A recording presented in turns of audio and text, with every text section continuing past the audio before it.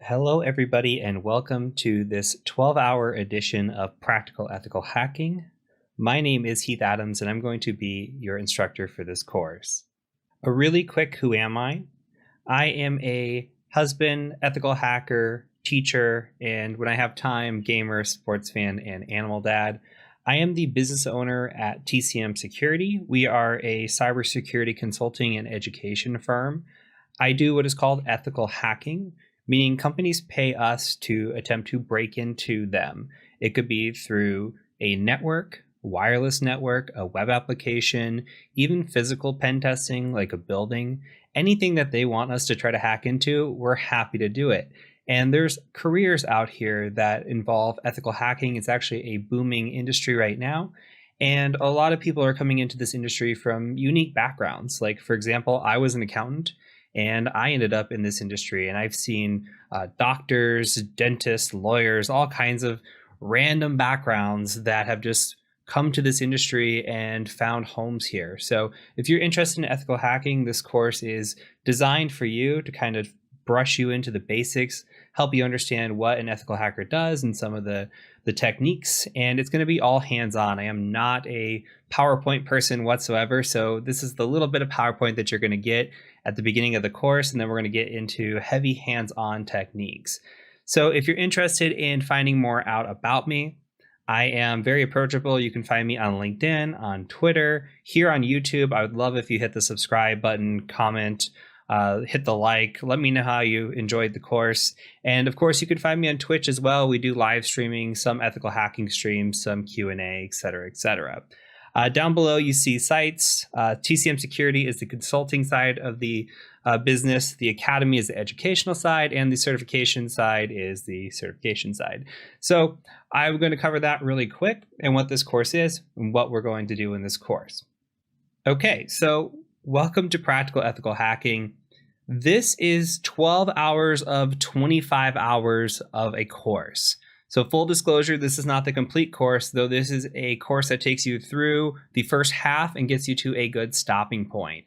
So reviewing the curriculum, I'm going to scroll down here, and I'm going to link everything in the description as well. We're going to cover a few things in this course. We're going to talk about note keeping. We're going to go over computer networking and also Python. So if you've never used Python or if you've never done anything with computer networking, we're going to kind of cover that. And so we'll cover some of the foundational skills before we get into ethical hacking. And that does include note keeping and setting up a lab and installing Linux and running through Linux as well. So we built all the foundations in this course before we start getting into ethical hacking. So once we get through Linux and Python and we get through our computer networking, we start getting into the ethical hacker methodology. We talk about the 5 stages of ethical hacking, and then we start getting into information gathering. What information can we gather about our target? We can look at social media. We can look at finding email addresses, finding intelligence about these companies or individuals or whoever it is that we are paid to target. And we'll do that through information gathering and reconnaissance. There's a bunch of different techniques that we can do. Then we'll move into the next phase, which is scanning and enumeration. We're going to have a intentionally vulnerable machine that's presented to us. We're going to scan that with tools that you learn throughout the course, identify what vulnerabilities might exist within the machine, and then we're going to eventually start hacking it. So we'll get into exploitation and talk about how we can hack a machine, understand the basics of exploitation, and then eventually hack a machine. Once that has all been said and done, we're going to go ahead and move into a capstone. So we have 4 to 5 boxes, actually 5 boxes that we have built ourselves, and we allow you to download those, you run through those, and you try to attack those. And your goal is to hack into these machines. So you go through all these, and that is your capstone, your end to your 12 hours of your course. Now, this is the only time I'm going to try to sell you anything is going to be the next 30 seconds to a minute. If you are interested in continuing on with the course, it does cover exploit development, Active Directory, which is probably the coolest thing ever. It's my favorite thing to teach, and how to hack into Active Directory, which you can see there's a lot of Active Directory attacks here. We go into post exploitation, we go into web application enumeration and the OWASP top 10 web application attacks. We do a little bit of wireless pen testing, legal documentation, report writing, and career advice. And we do sell all of our courses for $30. Full disclosure, we have about 12 courses at the time of this recording. If we go to the homepage, we could see all of our courses here. So we've got everything from Linux and Python all the way down to open source intelligence, different types of pen testing and advanced pen testing, mobile pen testing, malware analysis, phishing. Everything is no more than $30. And that is the only time I'm going to sell you on anything again. So last but not least, we do have a certification side of things. If you're interested in the certification, this course, it leads to the practical network penetration tester certification. If you want to find out more about that and why that's cool and industry changing, feel free to go to certifications.tcm-sec.com. And with that being said, I am done pitching you, selling you anything for the rest of this time being. Let's get into 12 hours of free material and start covering how to become an ethical hacker. So let's go ahead and get this course started. Before we dive into this course, I want to talk about a day in the life of an ethical hacker. And I want to talk about why I love ethical hacking or penetration testing, and what I do on a day-to-day basis, what kind of engagements you might find yourself in as an ethical hacker, and then the soft skills and technical skills I think that you should have in order to be successful in this field. So let's go ahead and first look at why pen testing. So why pen testing? Why for me? Well, I work from home. I roll out of bed at like 7:55 in the morning. I'll get my coffee ready. I'll go to my desk. I'll make it there by 8. And I am ready to go. I don't have to sit in traffic. I don't have to drive to work. I save so much time out of my life just by working from home. It's a great luxury. I love the lifestyle. It's not for everybody, but a lot of penetration testing nowadays is working from home. And another great thing about pen testing is the salaries are incredibly high. My first job in the field was over 6 figures, meaning over $100,000 in this field as a first year pen tester. So it's incredible money, and it's very lucrative moving up. Anywhere from a senior pen tester can make $150,000. A manager can make somewhere around $170,000 to $200,000. And really the sky's the limit, especially if you go out and you do your own business or your own consulting. The salaries are very, very high because this is a very technical field, and there is a job shortage or people shortage right now. We have more jobs than we have people, so that relates to high salaries as well. On top of that, the benefits are great. The work-life balance is great. Again, this boils down to where you work, but for me personally, I'm working 40-hour weeks. My benefits have been fantastic through and through. And I love the lifestyle, right? That work from home, that 40 hours a week. I was an accountant before I got into penetration testing.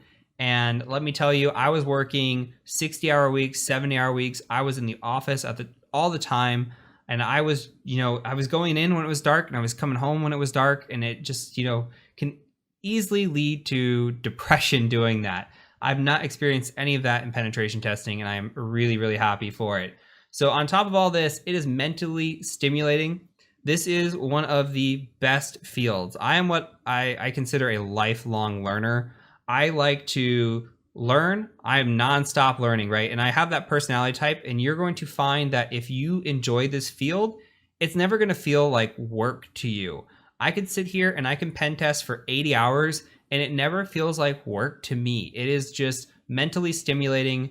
It's a puzzle. There's always something new to learn. There's always a new attack out, and there's always a new defense out as well. So somebody's always trying to block your attacks, and it's this cat and mouse game. And if you do not stay up to date or on top of things, you're going to get left behind. So you have to have that mentality in this field where you're always willing to learn and you like learning. And that's really, like, for me, that's a positive to pen testing because I enjoy that.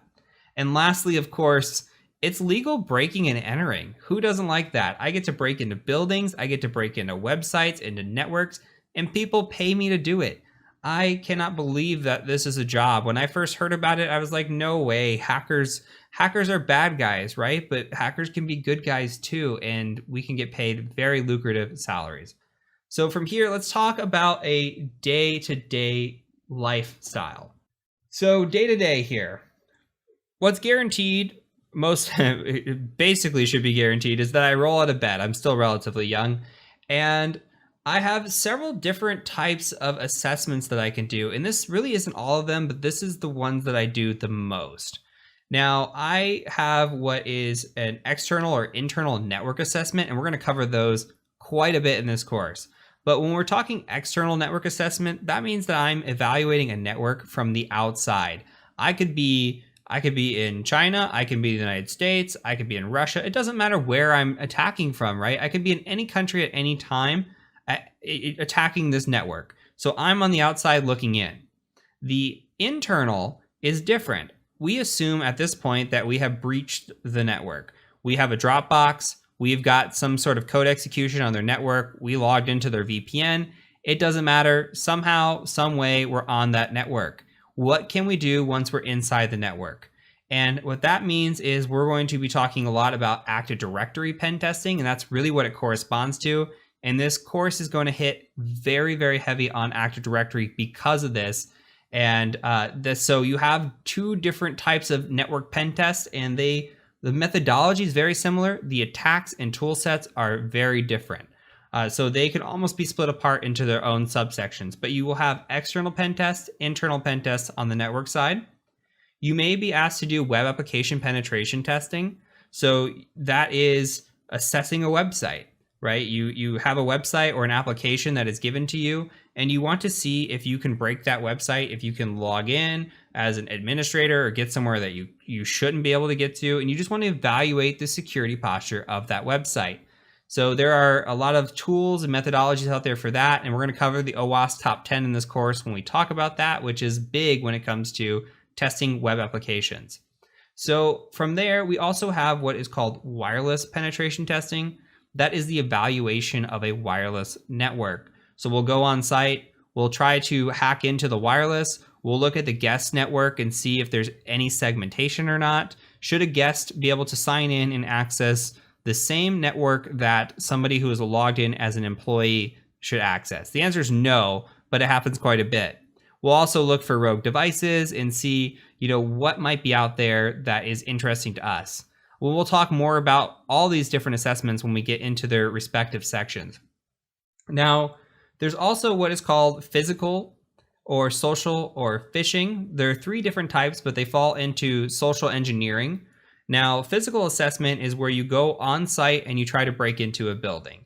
You have a destination in mind. Maybe it's a server closet or, some critical location in the building that they don't want you to get into. This could involve picking locks, social engineering a lot of the time, cloning badges, and just making your way into this building through whatever methodology you can. Now, social engineering and phishing, those are, kind of hand in hand. You'll do a phishing campaign or a social engineering campaign, or even a vishing where you're calling on the phone and you're trying to get information. And you're just after, what kind of credentials can I get? Who clicks on my links? What kind of passwords do I get, etc. We also have what is called SOC assessment. So a SOC assessment is also known as purple teaming. And purple teaming is when you combine red and blue. So as a penetration tester or ethical hacker, you're often known as red, and a defender is often known as blue. So you combine those and that makes purple. And what that means is we'll sit down with a blue team as an offensive team. We'll sit down with a blue team and we'll say, hey, what attacks do you want us to try to run? Or we're going to run these attacks, and I want to know if you pick it up. So I might run a specific attack and see if the blue team detects it. I might go plug into their network and see if it prevents me from plugging into their network. Do they get an alert on that? If not, how can we help them baseline this attack to get this alert? So I think purple teaming assessments are some of the best assessments that are out there, because not only do they learn from you, and what attacks are out there, but you learn from them on how to defend against these and how to bypass these too, because maybe your first attempt does get blocked and you're like, hey, maybe I should, run a different attack and see if you catch that. And it's a great way to have that cat and mouse game again. So once we do these types of assessments, we have to write a report. We have to report back on what we saw and tell the client about it. And I put a little sad face there because, not everybody likes writing reports, but it is absolutely part of the job. You have to be well written in this field to be successful. So, you write this report and you're going to have to present this report to a client. And that's what is the debrief. Now, a debrief is where you take the report and you give it to a client and you walk through it with the client and say, here's what's wrong, here's why it's wrong, and here's how we can fix that for you. Or here's how you can fix that, right? And so you have to have this technical skill set as a penetration tester, and you have to have this well-written skill set. You have to be able to write well. You also have to be able to talk in front of people when it comes to doing debriefs and talk to people. That doesn't mean you have to be an extrovert by any means. You can be an introvert. I am very introverted, but you have to be able to put that personality on when you're on site. Same thing with the physicals, by the way. If you're on site for a physical, you do not have to be an extrovert to be successful. I know plenty of good physical pen testers that are actually introverts and do just fine as long as you're able to get into that mindset for that temporary time period.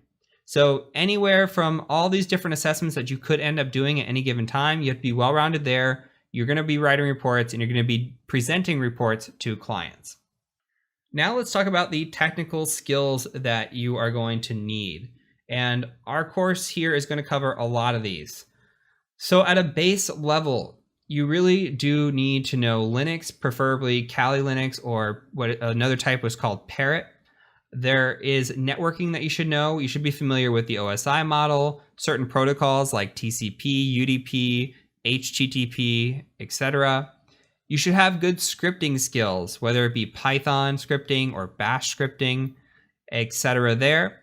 And you should have a solid hacking methodology. And this is all what we would want as a base for an interview. You should have also tool familiarity, right? Metasploit, Burp Suite, Nessus. If all of this sounds like a foreign language to you, that's fine. Come back and watch this video again once you've gone through the whole course, and it's going to all click for you. And you're going to say, hey, I know a lot of this. And on the preferred side, Active Directory is huge. If you know Active Directory, you're going to be ahead of the game. Most people, when I interview them, they have a good base, but they don't have that good preferred side. And we like the preferred column a lot, okay?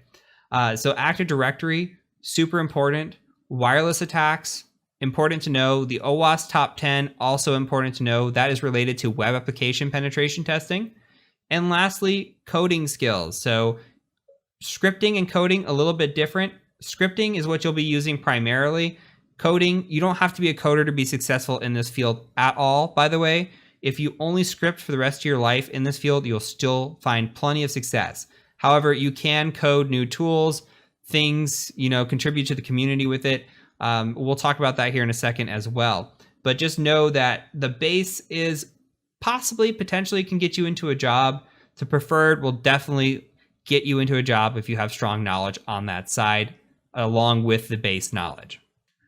Lastly, something that is not covered much is the soft skills that you need to be a pen tester. So yeah, it's great to be technical, and we already talked about the social people skills, right? Because you're going to be doing that debriefing, you might be doing social engineering, etc.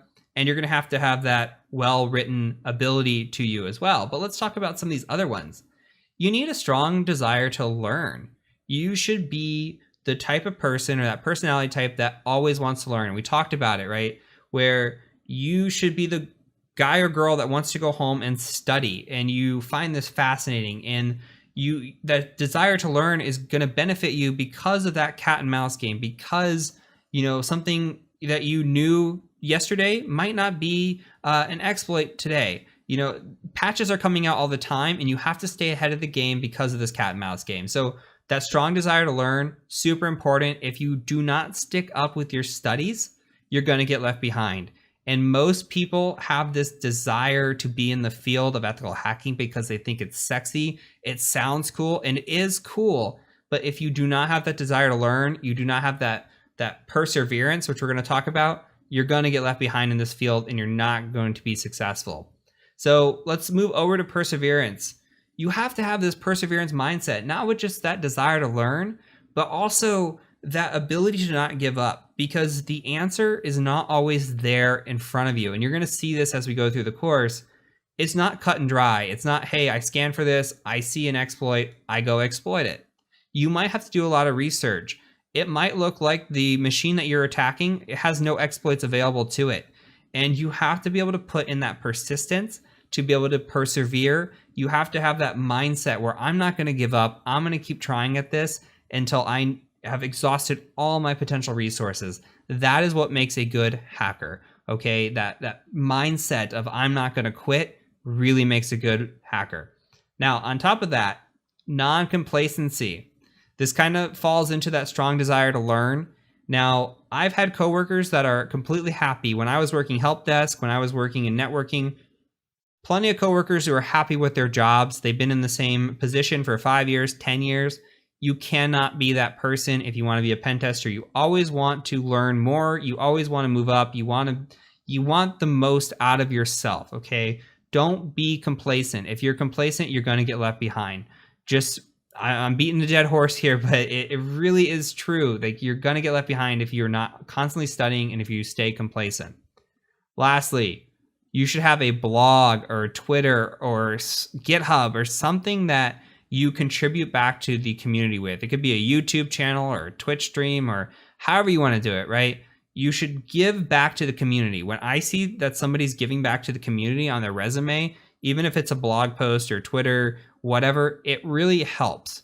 And things that you're going to get asked in an interview include where you get your news from, and how do you do you have a blog? You're going to be asked that, and Twitter is a great place to get news, and a blog's a great place to give back, and Twitter's a great place to give back too.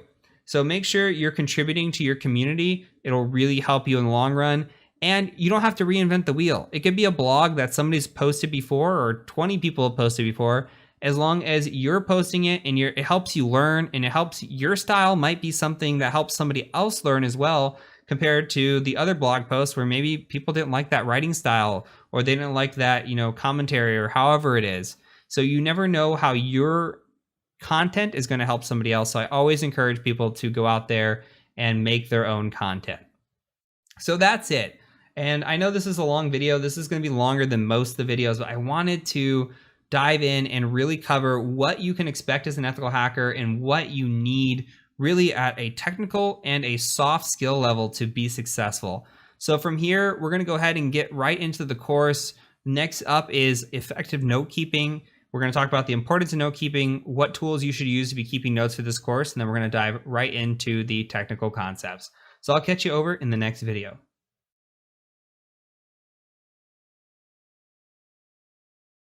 So before we begin in this course and we really start to dive in, it's important to cover one of the topics that I'm going to harp on the most, which is effective note keeping. If you're going to be successful in your career and you're going to be successful in this course, you really need to take good notes. Now, in this first video, I'm going to show you what my notebook kind of looks like, not only for my personal notebook, but as a notebook for an assessment and how I might take notes for an assessment. And then I'll also show you some note keeping applications that I prefer or I've heard students prefer.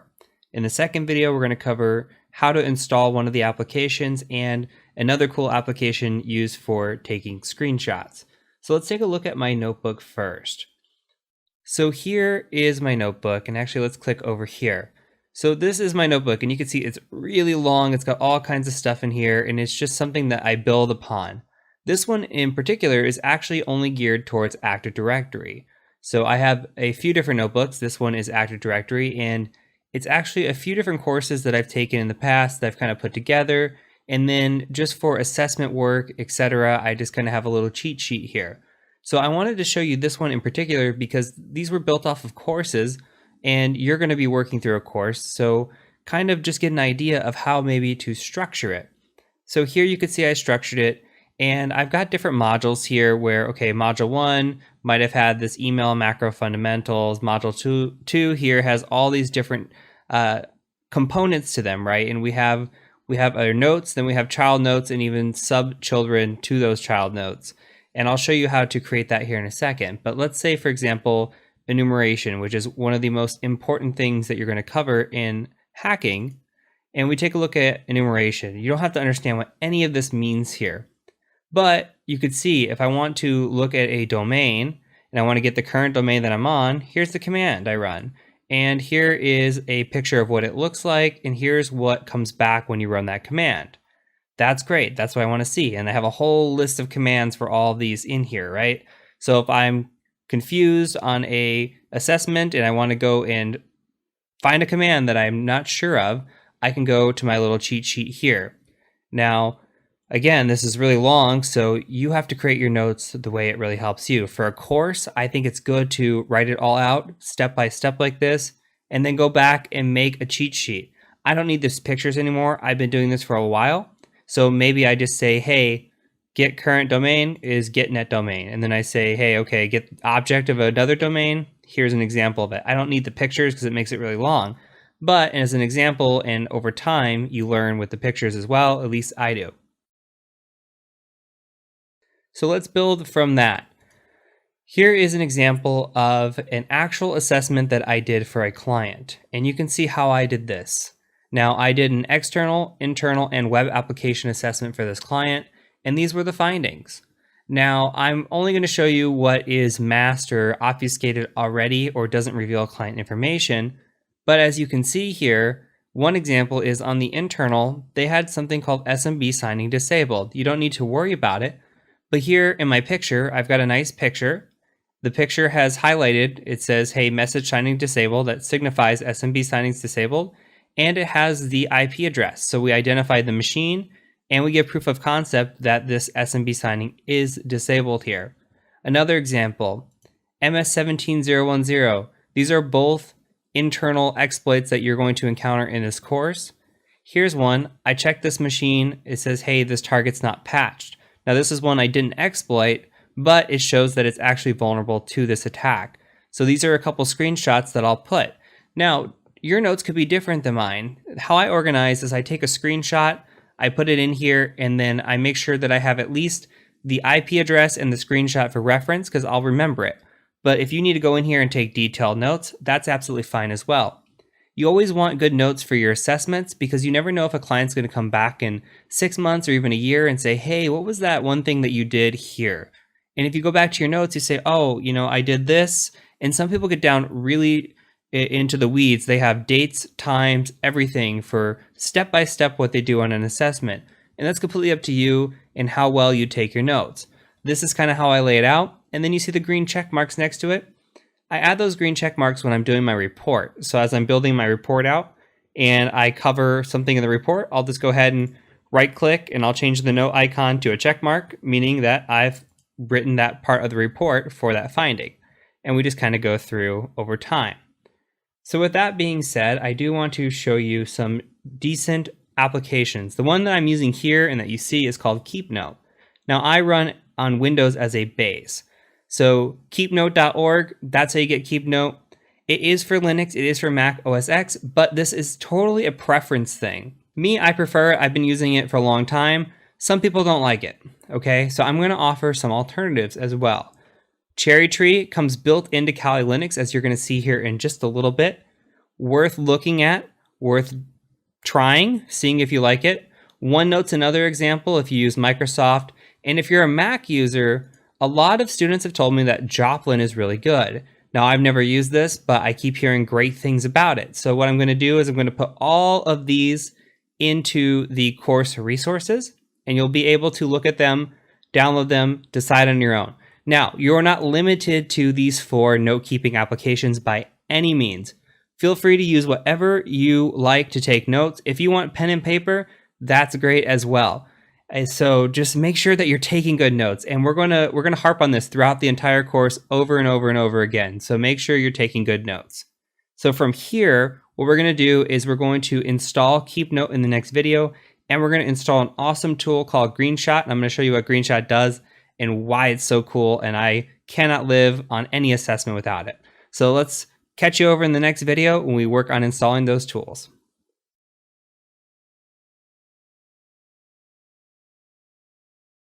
All right, so in that example in the last video, we talked about using KeepNote. So if you go to Google and you type in KeepNote, all you gotta do is come here, and KeepNote works on Windows, Linux, and Mac OS X.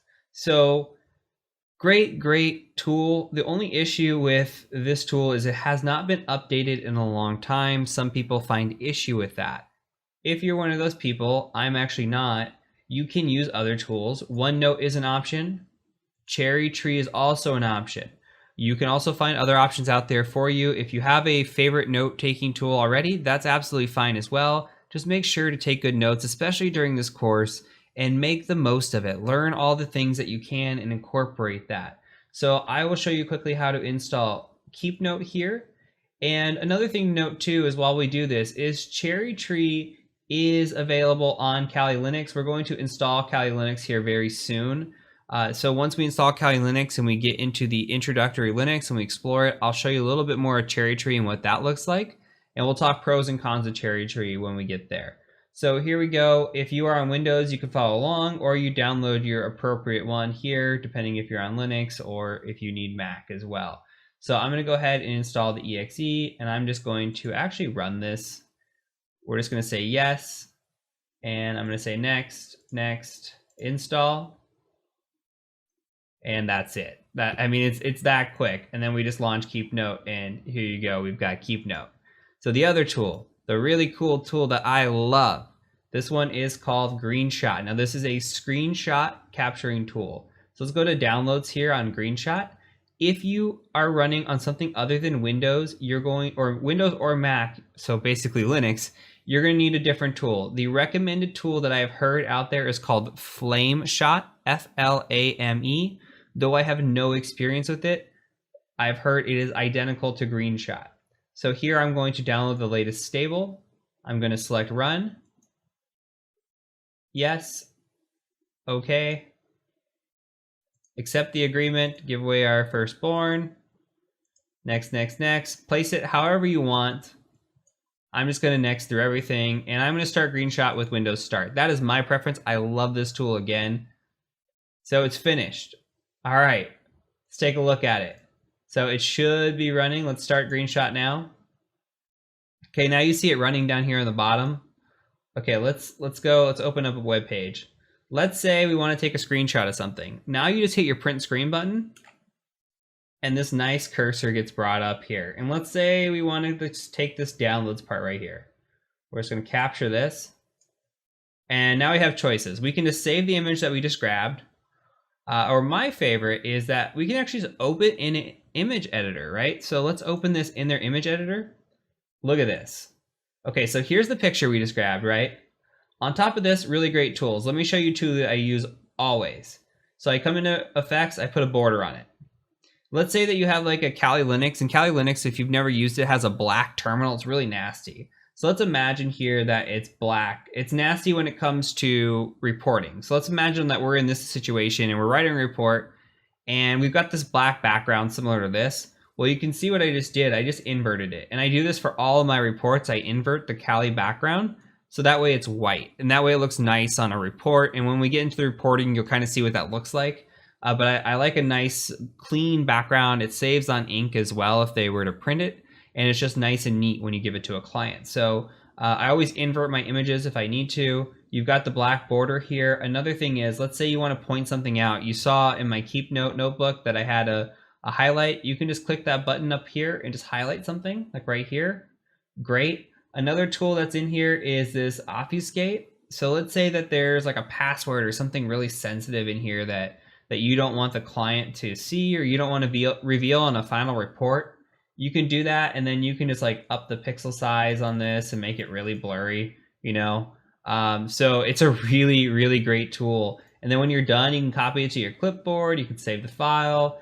I just usually like copy this, and if I want to go paste it, like, you know, make a new notebook or whatever, I'll just paste it in my KeepNote and just kind of go from there. So again, fantastic tool. awesome to use. If I had two recommendations for your note keeping, it's KeepNote and GreenShot.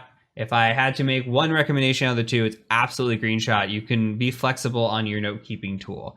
So again, hopefully this helps you. Again, please do take good notes through this course.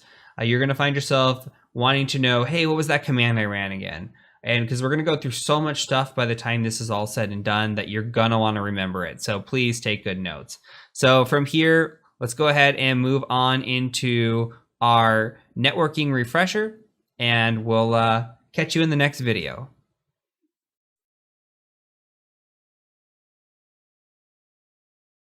Hello everyone, and welcome to this section on networking. So this section is titled Networking Refresher, meaning that some of you might have a networking background. And if you're looking at this list that's on the screen and you go down the list and you say, yep, I know all those, you can feel free to skip this section. If you've taken some of these in the past and you just might want a little bit of a refresher on them, then this section is for you. We're going to cover these topics not totally in depth, but we're going to use it as a way to brush up. And then we'll hit on networking again when we get into introductory Linux. So if you are unfamiliar with things like TCP, UDP, and the three-way handshake, or if your subnetting's a little shaky or you don't know what the OSI model is, chances are you should probably stick around and just click through this series, watch it, and build that foundation. Remember, we talked about one of the core foundations of pen testing being a strong networking background. This is a good way to build it up, remember what you might have forgotten, and go from there. So let's go ahead and just jump right into the first video, which is going to be IP addresses.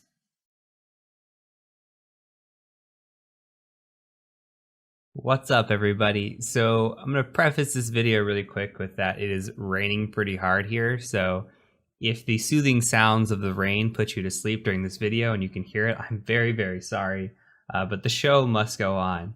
So what we're going to be doing today is we're going to be talking about IP addresses.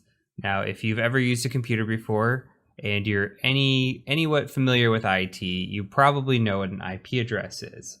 But I want to take this a little bit deeper in theory on why we use IP addresses, what types of IP addresses are out there, and talk more about protocols and how IP addresses are actually designed and made up. So I'm here in a Kali terminal, and I'm just going to type in a simple command, and that command is ifconfig. Now, if you've used Linux before, this might be familiar to you. If you used Windows, it's similar to ipconfig. All I'm trying to do is bring up my IP address. So what we can see here is that we have an IP address, which is our inet. This is my IP address here. I also have another IP address, this inet6. This is what's called an IPv6 address. So we've got this inet, which is considered an IPv4, and this inet6, which is considered an IPv6. Now you can notice right away that there's two different types of notations for these.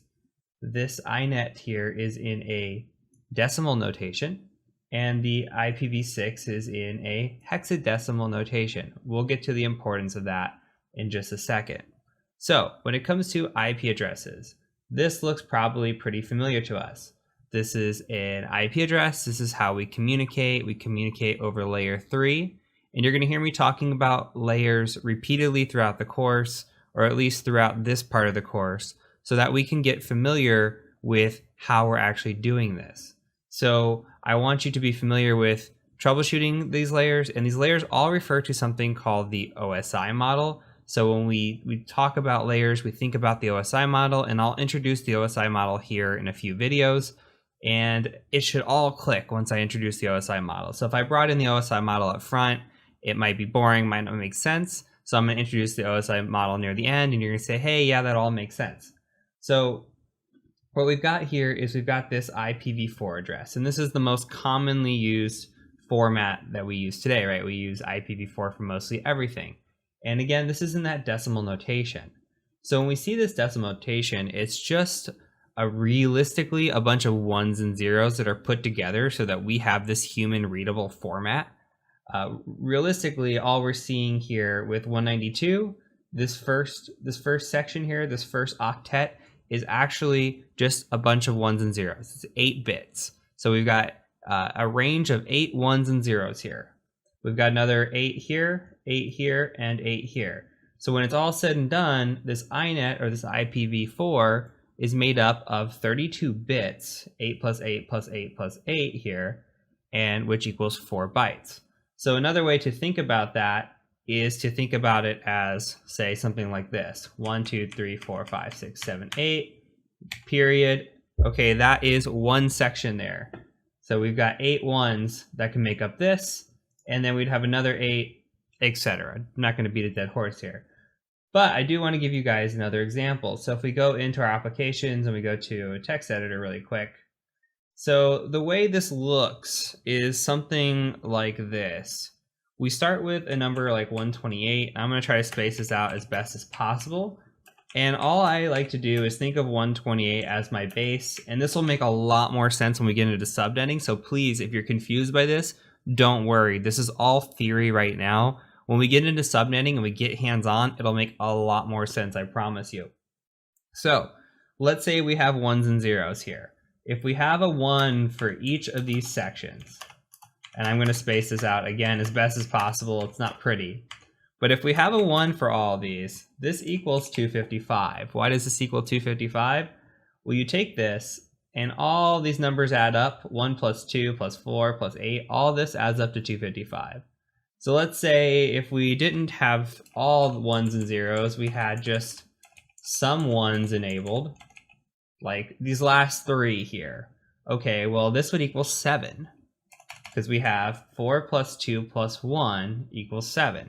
So our first number, or whatever number this applied to in the octet, would be 7. So if we had 7.7.7.7, it would just be this numbers repeating over and over. These numbers repeating over and over, right? So be 0.0001111 dot 0.0001111 and so forth. So this is kind of what it looks like behind the scenes, because again, a computer is just ones and zeros. We're all binary. So what we're going to do is we're going to close this out. And we're going to talk a little bit of other theory when it comes to this, and why INET or IPv6 and why IPv4. So let's close this and let's talk about IPv4. So I'm going to bring up a calculator. And with IPv4, we have these 32 bits. So what we can do is we could take 2 to the 32nd power. And this is the possible amount of IP addresses that we could have. So we have somewhere in the 4 billion range of IP addresses. Well, spoiler alert, we don't have only 4 billion people on Earth, right? We're up to 7 something billion at this point, and all these IP address spaces are gone. So IPv4 has been around since 1981. Nobody thought we were ever going to use all these addresses. Computers weren't really a thing. Who knew that we were going to want all these addresses? And these companies started buying them up, and they started buying them up in large chunks. And then they sold those to ISPs, and then ISPs sell those to you. And so these IP addresses have been gone for a very, very long time. And chances are when you have an IP address and you get this IPv4, you're only going to get one. If you're a corporation, you might buy more. But we've run out of IP address space. There's just not enough to go around. So the theory is, okay, let's come up with something different. Let's come up with IPv6. Now, this hexadecimal is actually in 128 bits, which makes things just a little bit longer and adds quite a bit. So let's take this 2 to the 128 power, and we get a number that I cannot tell you how to say, not even going to try. But I can guarantee you that in our lifetime, we will never use this address space. So we've come up with a solution of IPv6, but nobody really uses it. IPv6 is just a thing that's there, but when we get IPv6 addresses assigned, but still to this day, everybody's using IPv4. Well, how is that possible if we're using IPv4, but we're out of address space? Well, think about this. We're using something called NAT, which is Network Address Translation. Now, let's think about your network. So you might have a cell phone or computer or multiple devices. My network has at least 20 devices on it. I've got cameras, I've got multiple cell phones, smart TVs, everything that connects to my internet gets an IP address. And that's 20 IP addresses right there, right? So let's say I have 20 devices. That's 20 IP addresses. Am I taking up 20 IP addresses out of that 4 billion? No. We're actually using something called network address translation, or it's called NAT for short. And we'll talk about this again when we set up our actual lab. But with NAT, what we're doing is we're assigning these private IP address spaces. So we've got this 192.168.57.139. Now, if you've ever seen a IP address before and you've been on a network, good chances are it probably started with 192, or maybe it started with a 10 dot or something along those lines. And that's because those are private IP addresses. So anything that starts with 192.168 is not an IP address that is going to be out in the interwebs. It is going to be an IP address that is only known to you. These are called private IP addresses. So because we use these private IP addresses, we can pass them out through what is called a public IP address. Now, to make better use of this, let's go out to Firefox, and I've already got a tab open. So I went to Google and I just said private IP addresses, and I clicked the second image here because I think it's a great image. So if we look at this, there are classes of IP addresses, private IP addresses. Now, there is a class D and E. We're not going to worry about those. The big three are class A, B, and C. If you know these, you are good to go. So if we look at class C, this is what the most common household and small business use. So we see it starts with the 192.168.0.0. So the 192.168 are constant. If you see a 192.168 address, you can guarantee yourself that that is a private IP address space. And then we have the range of changing this number between 0 and 255 and this number between 0 and 255. Why 0 to 255? Well, that'll all make sense when we get into subnetting.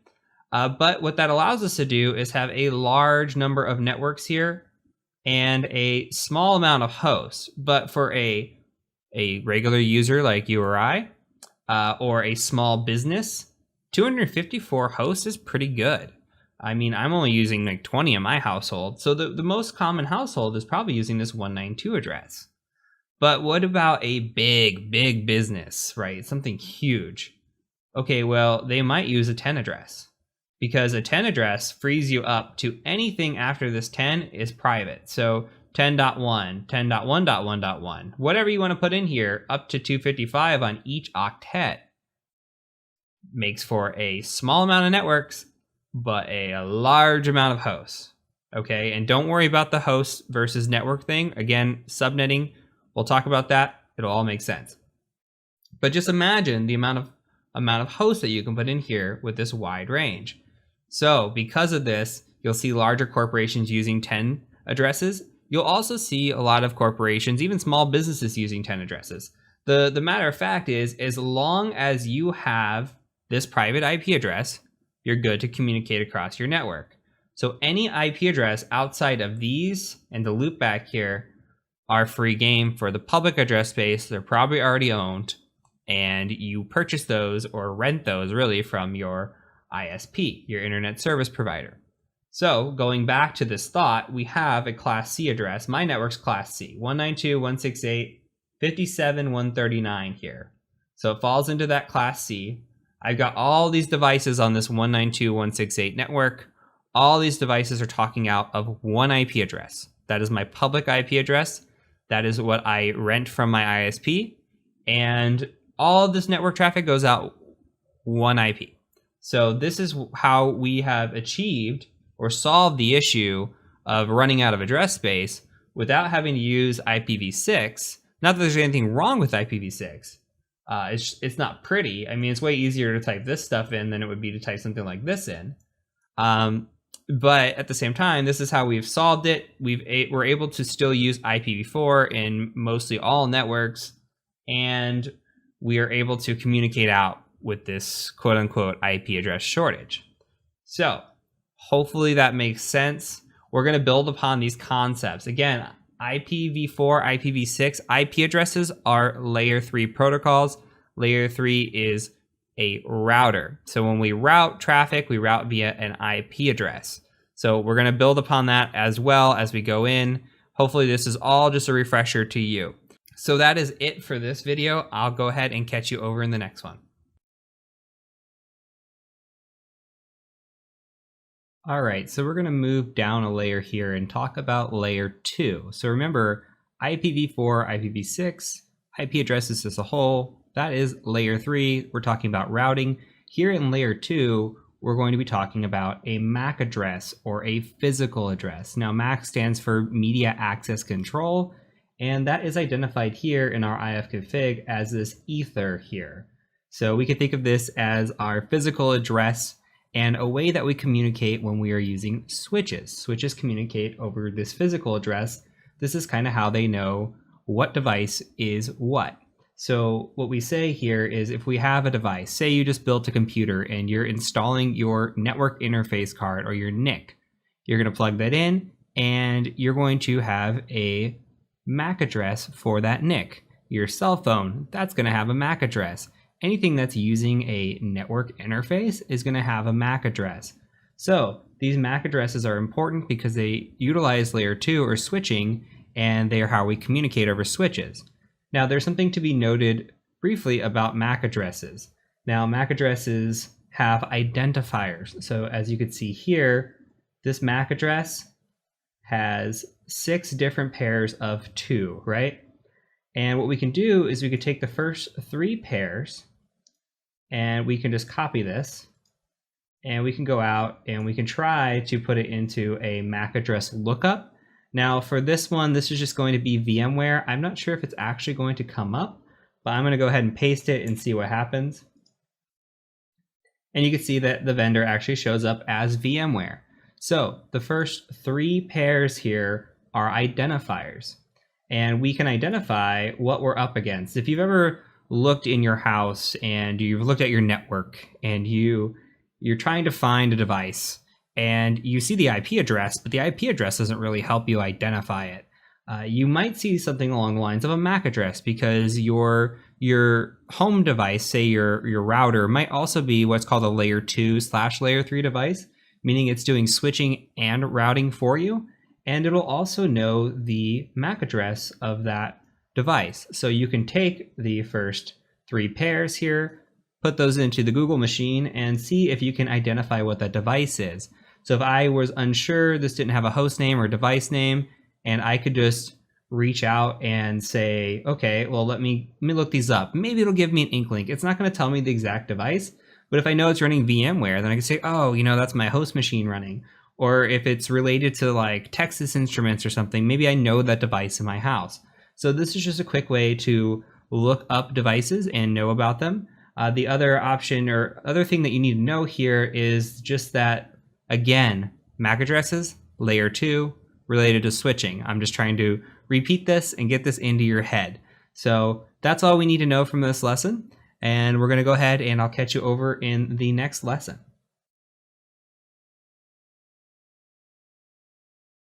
All right, so now we're moving into layer 4, which is the transport layer of the OSI model.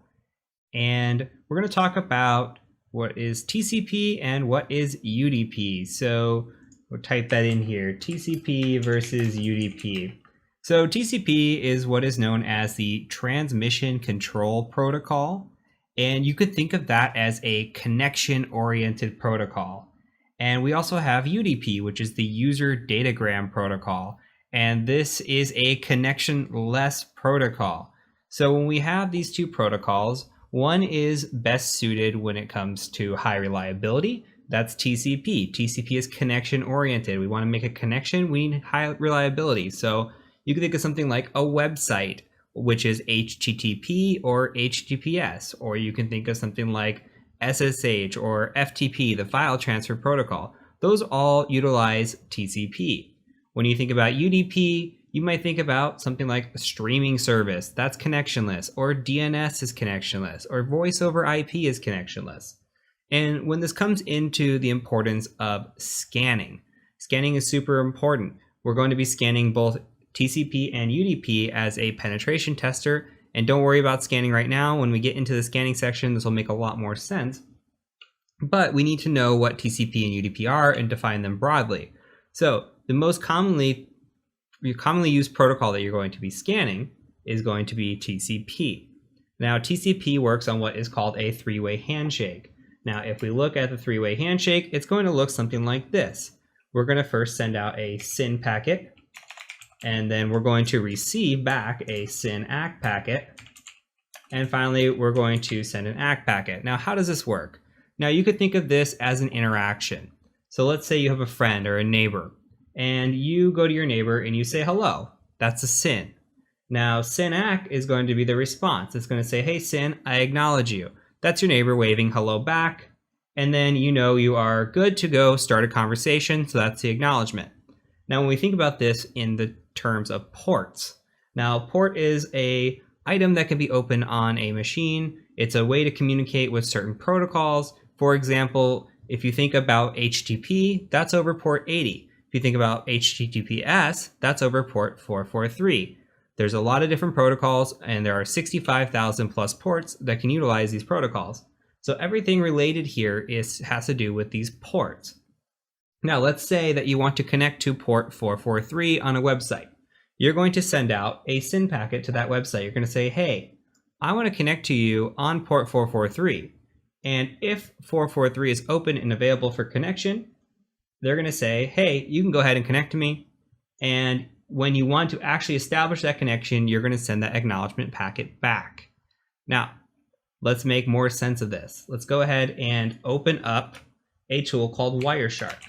So this is built into Kali Linux. I'm just going to type in Wireshark, and I'm going to provide an ampersand here just so I have shell access if I need it in the background.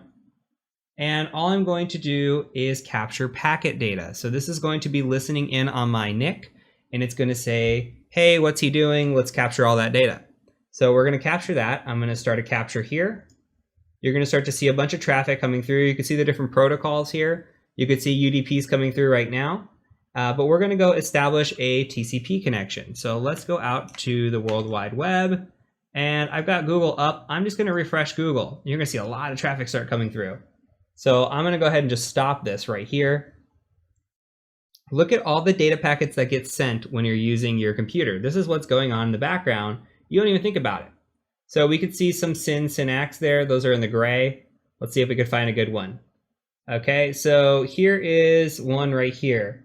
So what we're going to do, actually, let's find a better one. So we're going to come down to here, and we're going to say, okay, so here we are. We're our source IP. This is 192.168.57.139.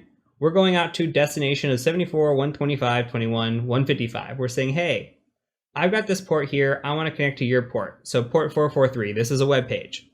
We're sending a SYN packet.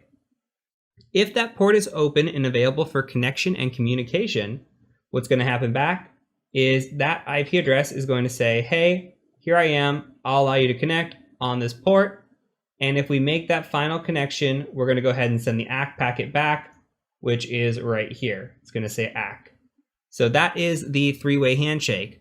Please do remember this is going to come back into play when we get into scanning, and we'll talk about stealth scanning and how we modify the three-way handshake to actually do some scanning.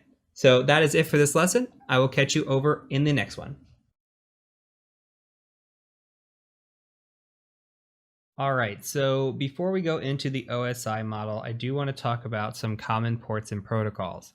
Since this is a refresher, most of these should be pretty familiar to you. I'm going to run through them pretty quickly and just talk about them briefly on each of these common ports. And the reason I've listed these is because there are things that we'll see quite often as a penetration tester. And it's just something that as we're going through the course, if one of these show up, it's something that just rings a bell, and you see a scan, it comes back and you see port 21, you just think, ah, yes, FTP.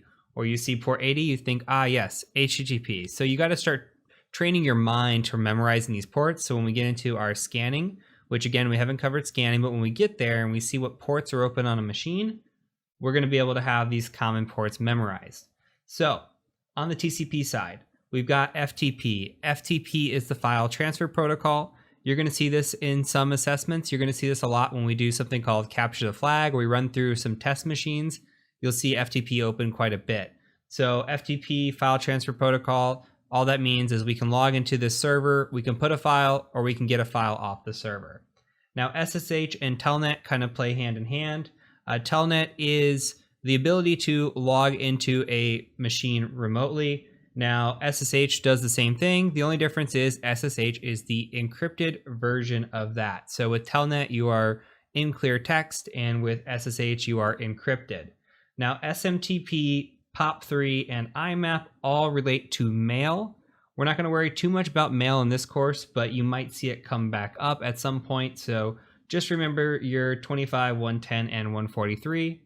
DNS. So DNS is a way to resolve IP addresses to names. And we could take a quick look at that if we go back to our Kali machine and say we're at Google here. We've got Google up, but the computer doesn't really know what Google is. The computer is just using nice text like google.com for us, the humans. What's going on the back end is Google actually resolves to an IP address. Now that IP address is how the computer knows to get back and forth. Because we don't want to sit there and type in IP addresses, this DNS or domain name system has been implemented for us. So we type in google.com. On the back end, it knows, hey, I want to go out to 179.10.22.34, whatever it is in reality. But this is just a quick way for the computer to relate to a human and the human to have easily readable access to some of this stuff. So going back to our PowerPoint, we have HTTP and HTTPS. That is a website, just what you saw there. Mostly everything is on 443 now, or HTTPS. The HTTP on port 80, you'll see sometimes. Remember, that is the non-secure version of the protocol. So HTTPS is encrypted, HTTP is not encrypted and not secure. So lastly, SMB ports 139 and 445. Originally, it was just 139. In the later versions of Windows, they've put on 445. You're going to see these ports a lot. This is probably the most common port you're going to see as a pen tester. These relate to file shares. You might also hear this called Samba. So there are a few names for it, but when you think of SMB and you see 139 or 445, think of file shares.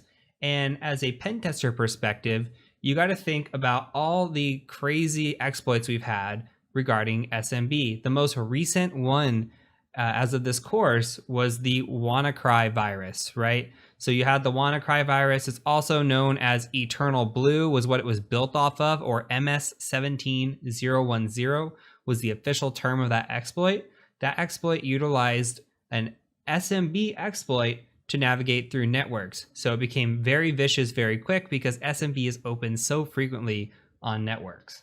Now, on the UDP side, we also have DNS over here. DNS is both a TCP and UDP protocol. We also have DHCP.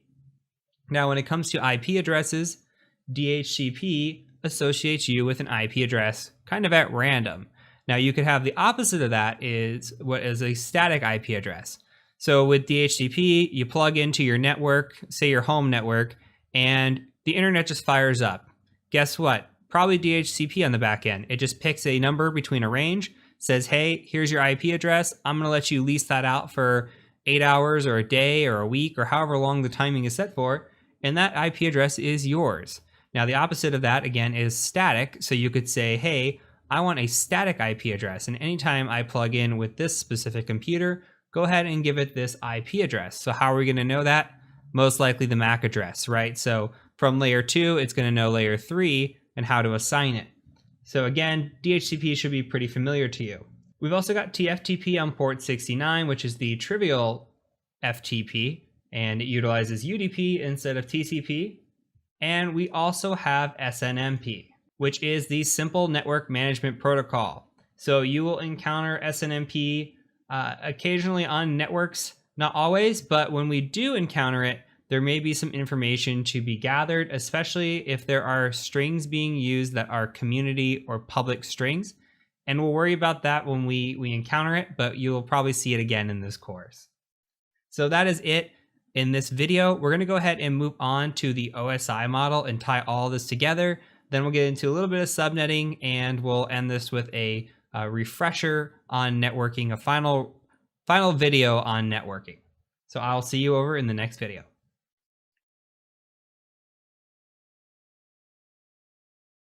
All right, so this whole time we've been talking about networking, and I've been throwing terms at you, and every time I throw a term at you, I try to use the respective layer for it. So you've heard me say layer 2, layer 3, layer 4, and those all correspond with what is called the OSI model. Now, if you're ever in a network interview, or if you're ever talking to somebody who has experience in networking, or even if you're on the help desk taking tickets, knowing the OSI model is incredibly helpful, and people will just throw layers at you, especially the people who have been in the field for quite some time, might just say layer 2 instead of a switch, or they might say layer 3 instead of a router. So I'm going to discuss the OSI model really quickly, give you a mnemonic on how to remember it, and just talk about some of the concepts within it and how to troubleshoot down it as well. So I picked this up from Keith Barker a long time ago, great trainer, by the way. And this is the mnemonic. So we're going to go P, D, N, T, S, P, A. And this stands in my head for please do not throw sausage pizza away. Again, that is please do not throw sausage pizza away. So I'm going to put numbers corresponding to the layers in front of it here. And we're going to go ahead and type these out one by one. So on the first layer here, we've got what is called the physical layer. And you could think of your physical layer as like data cables, or like your Cat6 cables, stuff like that. Something you might plug in, right? That is the physical layer. And we've already talked about layer 2 quite a bit. Layer 2 is the data layer, and that is our switching, right? And also our MAC addresses. Going down the list, we've got the network layer, which is IP addresses. Also routing. The fourth layer is the transport layer, which is TCP, UDP, which we have talked about as well. And the last few, so the session layer, we've got the session layer, which is just session management. You don't really have to worry too much about this one. 6 is the presentation layer. Now, this should be familiar to you because think about WMV, JPEG, movie files. That's what your presentation layer is, so media. And then lastly, we've got the application layer, which is like HTTP, SMTP, your applications that you utilize, right? So we've got this laid out here, and you might be asking, why is this important? Well, again, when we say something like, my home router is a layer 2-3, so that means it does switching and it does routing, right? You might think of this in another way as well. You might be asked to troubleshoot. And something to talk about too with the OSI model is when we receive data down this physical layer all the way down to the application. When we transmit data, it goes out the application layer down to the physical. When we're troubleshooting this, it is always best to start with the physical and go down to the application level. Okay, so say you're working help desk and you get a phone call and somebody says, my internet's not working, help me. Well, what's the first thing you're going to do? Are you going to ask them application level questions? Probably not. You might say, hey, can you look at the back of the computer? Do you see the cable plugged in? Oh, the cable's plugged in. Okay, well, do you see the where the cable's plugged in? Is there a blinking light? Is that blinking light green by chance? Okay, we're checking the NIC, right? And then we might ask them to, do they have an IP address? What's going on? All the way down. And then we troubleshoot all the way down to layer 7. So we wouldn't start on layer 7, right? We would start from the basics and move down. So it's important to know this. This isn't a help desk course by any means, but it's super important to know this, especially if it's been a while since you've seen this network stuff, or even if this is new to you, that the OSI model is commonly referred to. Even as a pen tester, I get all kinds of layer 2, layer 3 talk, and you will be sitting in meetings with network engineers with people who are very, very smart about this stuff, and they're going to throw all this lingo at you. So if you know this lingo, really, really benefits you, or else you're just going to sit there and wonder what the heck they're talking about. So hopefully this is a quick, informative method for you. And again, remember, please do not throw sausage pizza away. That's the easiest way that I remember it. You can make up your own mnemonics if you want. People have other things as well. If you've got a favorite mnemonic, please feel free to comment down below and tell me your mnemonic as well. So I'd love to hear some of these other ones. So let's go ahead and move on into subnetting, and then we'll start moving into other fun parts of the course.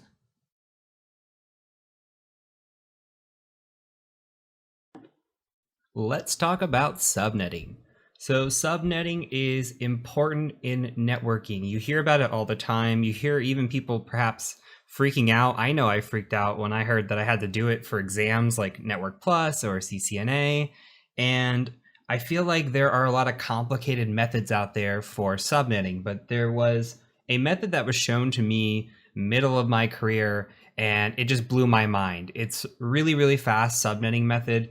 And I really want to break down for you what subnetting is, why we do it, and then show you the methodology behind it. So if we want to talk about subnetting, if we just come in here and just do an ifconfig, and we look at our IP address, right? We have our inet, which is our IPv4. And you can see here too, we have this net mask. This is also known as a subnet mask or a subnet. And it just says 255.255.255.0. Doesn't really tell us a lot if we don't know much about it, but this is what a subnet looks like. And we can think of subnets in ones and zeros. It's all bits, right? So we've got 8 bits here, just like an IP address, IPv4, same thing. 8 bits, 8 bits, 8 bits, and another 8 bits. And we've got ones and zeros. If all the ones are switched on, we've got 255. If none of the ones are switched on, we've got 0. And depending on how those ones and zeros are switched on or off determines a lot of things for us. And that's why this net mask is important. Now, attached to your resources for this course, I've created an Excel sheet that I think will be useful. So if we look at the Excel sheet, here is the Cybermentor's subnetting sheet. And let's talk through this. It looks like a bunch of numbers and it might look crazy for you.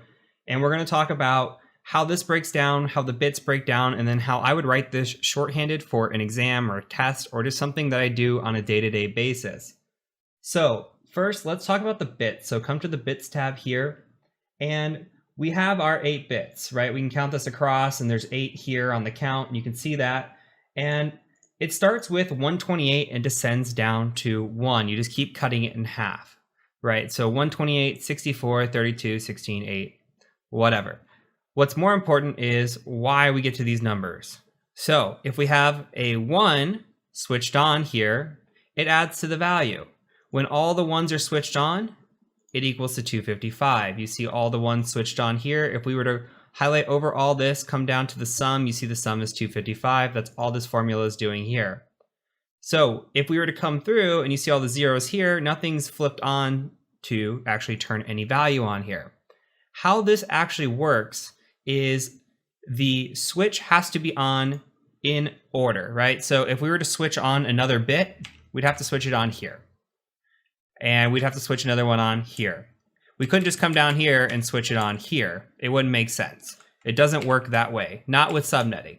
So we're going to take these back off and just show zeros again. But you see how the values change. If, for example, we had this network and you saw the default, and I'm showing you the 255, 255, 2550, this standard here, because that is what's known as a /24 network. That's very, very common.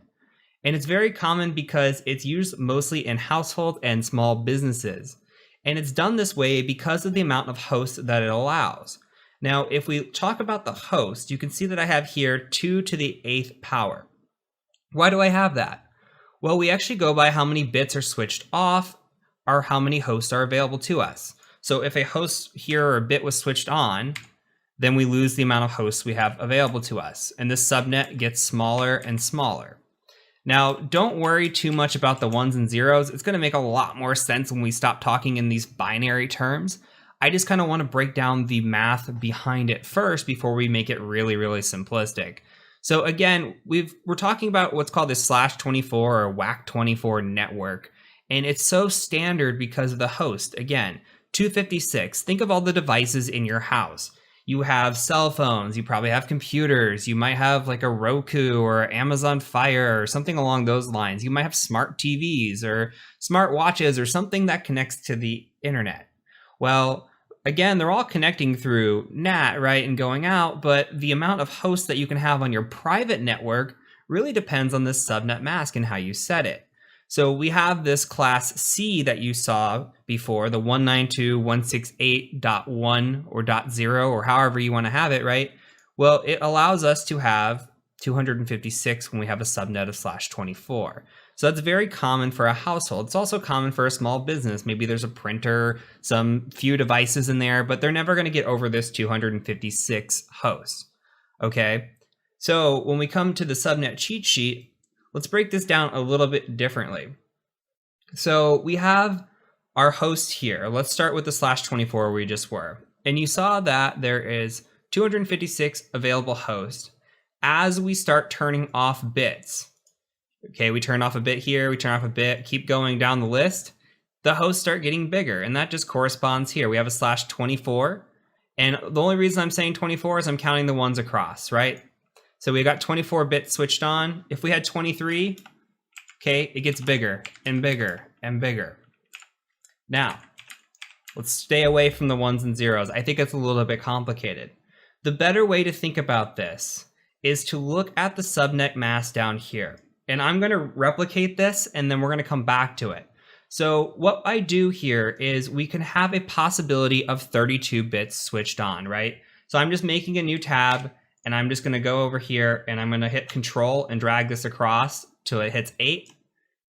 Okay, and then I'm going to do the same thing with 9. I'm going to drag it across. All I'm doing is just making, really quickly, 32 placeholders. And I'm just emulating here if we had the possibility of 32 different switched on bits. So imagine one bit is switched on, imagine all 32 bits are switched on. That's the possibilities here, right? So always, for sure, we're going to have an amount of hosts, and we're going to have a subnet mask, okay? So we'll just call it subnet there. We always start here with 128, just like the bits that you saw. You saw the 128 start on the bits. Let's just start also with 128. Now, as you saw, every bit that's switched on, remember when we switch a bit on over here, it starts decreasing. So we're going to decrease for the bits that are switched on. 64, 32, 16, 8, 4, 2, 1. You come over here, and what I like to actually do is I like to just add these numbers together. And you could see 128 and 64 is 192. And then you can add these two together. So you get 192, 32. You just add diagonally is the way I actually always do it. So 224, 240, 248, 252, 254, and 255. Now, what does that correspond to? It corresponds to the possibilities of the bits being flipped on, right? So this looks just like what you see here. Same deal. And if you had a 1 underneath of it, okay, then you got 128. If you've got another 1 underneath of it, well, guess what? You've got 128 plus 64, which is 192. And this number keeps growing. Why is this important? This is still all ones and zeros, right? Well, let's start thinking about it. If we have a /24 network, we've got 24 bits turned on. Our subnet mask is 255.255.255.0. If we had a /16, it becomes 255.255.0.0. Why? Where are these changes coming from? Let me show you this. Okay, for a /8, I'm just tying this into just this right here. Well, this is coming from the number of bits that are turned on. 8 bits turned on, we've got 255, and the rest are zeros. You got another 8 bits turned on, 255, 255, the rest are zeros. Come down to this /24, which is that really common subnet that you see, and you've got 255, 255, 255, 0. Now, this is very common, okay? And let's go back to the cheat sheet now. And you can see that I've got X as a placeholder in the subnet. So what I'm saying here is you look at this list and you say, I've got a /1. Well, for this whole area here from 1 to 8, the placeholder is going to hold in place of this X.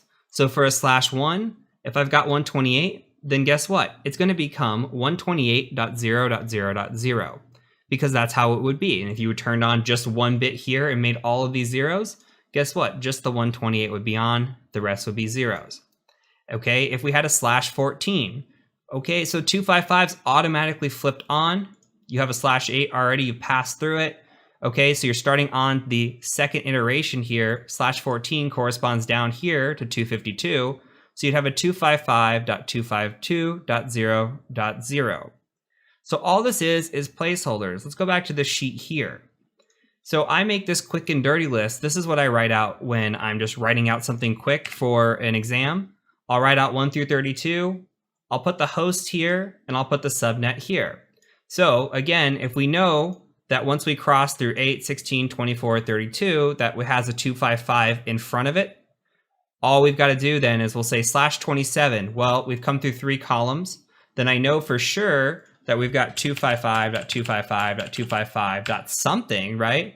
You see the /27, you come down here, the subnet would be 224. Say 28.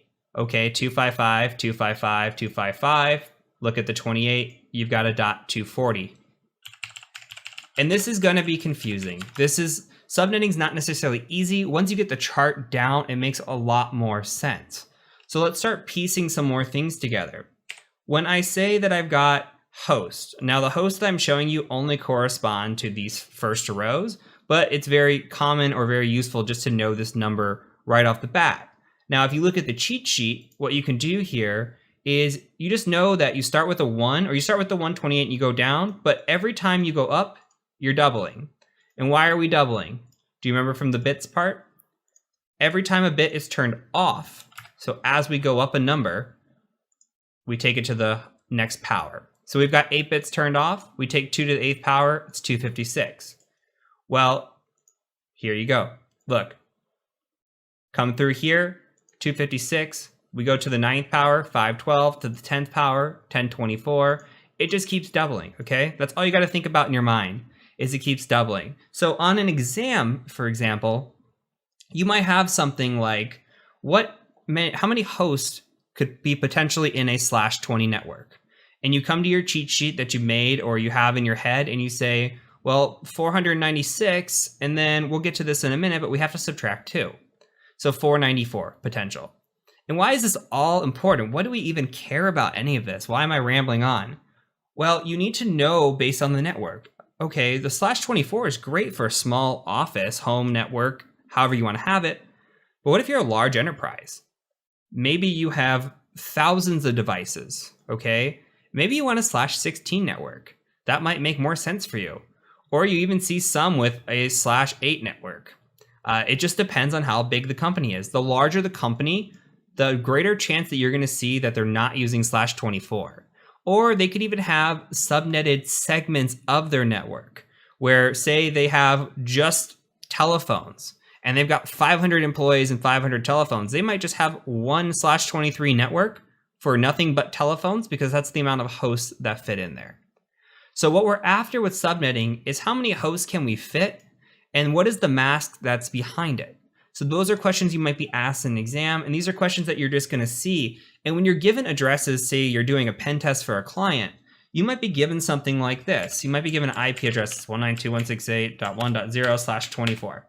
Okay, and immediately in your head, you're like, oh, /24, that's standard. There could be up to 256 hosts or 254 hosts or devices in this network. But if they gave you something like 192.168.1.0/20, then you might look at your little chart and say 4,094 hosts. Remember, we're going to subtract 2. 4,094 hosts in this network. Now I know if I'm scanning this, I'm up against a lot more devices potentially than I am in this. Okay, so when a client gives you your subnets, they might just write it out like this. And depending how big your client is, might depend on how big their subnets are for you. For example, I just pen tested a client that was a /16 all the way across. And it looks something like 10.1.0.0/16. Okay, and your subnet mask for that would be something like 255.255.0.0. And how does this come into play? Well, every time you have a 255, that number's locked in place. That's another way to think about this. So that 10 is always locked down. This 1 is always locked down. The rest of the bits are fair game, meaning we could have 10.1.1.0.1.2.3. We could actually have a 0 here, 0.1.2.3.4. And that's how this number for like a /16 gets so big, because you have 10.1.0.0 through 255 on the possibilities, which equals 256 hosts. Okay, for one range, you get 256. Well, imagine you have to do that 255 other times, right? And that number gets substantially bigger here. And then if you were to have a /8, then of course it gets bigger and bigger. So what you need to realize are a few things here. We have these addresses, and you see the /1, /8. Again, we call them WACs. WAC 24 is going to be very common. I would say WAC 16 is probably your next common. You might see some weird subnetted networks like this, but typically it's /24, /16. Now, your network ID is typically what is known as your first address, and your broadcast ID is known as your last address. This is not always the case, but it is very common. And let me log back into this Kali machine here and I'll show you. So we have our IP address, 192.168.57.139. And we've got a net mask of 255.255.255.0. What does that tell you from what we just learned? That tells you we have a /24 network. Okay, this is a common network. There are potentially 254 hosts. Why do I keep saying that? Why do I keep subtracting 2? Well, we've got a network ID and a broadcast ID, or broadcast IP here. Well, what we need to know is we are .139. We could be anywhere from .1 to .254 within this network. That's our 254 possibilities. This 0 means we have the flexibility to be any IP address range from 1 to 254. Usually a .0 for this IP here and a .255 make up your network ID and your broadcast IP, okay, usually. So if we were to say something along the lines of, let's go back to this Excel document, and we were to say something along the lines of this. Let's say that we have a /24 network, and we want to know how many hosts. We want to know what our network ID is and what our broadcast ID is, or IP is, okay? We would say, okay, and we'll give it one more. We'll say it's a /24, and the IP starts with 192.168.1.0, okay? Or we can even write it like this, 192.168.1.0/24, delete this, and we'll say, what's our subnet mask? What's our host? What's our network? What's our broadcast? So subnet, you come to your cheat sheet, you say, okay, /24, I already know that I need to be filling in this area here on the X, so I'm just gonna come in 255, what's the X? Well, we know to come down this row, 255 here, .0. Okay, and then we've got hosts. I'm just gonna expand this a little bit. We've got the hosts. Okay, hosts are right here, 256 hosts. Potentially 254 though, because we always subtract 2 from the host total. So our network ID is usually the first address available to us, which is 192.168.1.0. The broadcast is 192.168.1.255, meaning available to us is anything from .1 to .254. Let's take a look at something else. That's a basic example. Let's do like a /28. Let's say we got 192.168.1.0/28. Now what? Well, we've got 16 hosts here. Okay, so our subnet is then going to fill in 255.255.255.x, right? Because we're in this row. /28 says it's going to be a 240 when we drop down to the subnet mask. I'm going to make this a little bigger. How many hosts? 16 minus 2. We have 14 hosts. Okay, so the first Non-host would be 192.168.1.0. Again, still the same thing. First address. Last address is going to be what? 192.168.1.15. Does that make sense? 0 to 15 is 16 addresses. Usable space is 14 because we take out the network and the broadcast. Now, you could see something like this, and then guess what? You're segmented. So because you're only using this little bit of space, you can then in turn have something like this, 192.168.1.16/28. And then it starts the same way. Your subnet mask is actually the same because you're using a /28. You come through, you can just copy and paste that. The hosts are still the same. What changes here? Well, your first address, 192.168.1.16. And then your last address, which is 192.168.1.31. So because this is smaller on the /28 side, we can actually have multiple networks within, like, say, a .1.0, .1.16, .1.32. You could have multiple little networks here with only a small amount of hosts. So maybe you have just a few servers in this range, and you have like servers A, B, and C. They go in a /28, and then you have another one of servers D, C, and E, or D, E, and F, however you want to say it. And you have more in that range. Okay, so you can subnet this out into different things. And when we see subnets, we see all kinds of stuff. We could see phones, servers, user computers, wireless, all different sort of things. Some companies get really specific with their subnetting. Now let's try one more. Let's say we have a /23. Now I want to put in 192.168.1.0/23, but that would be wrong. Why would this be wrong? This is actually going to be a 0, and I'll show you why in a second.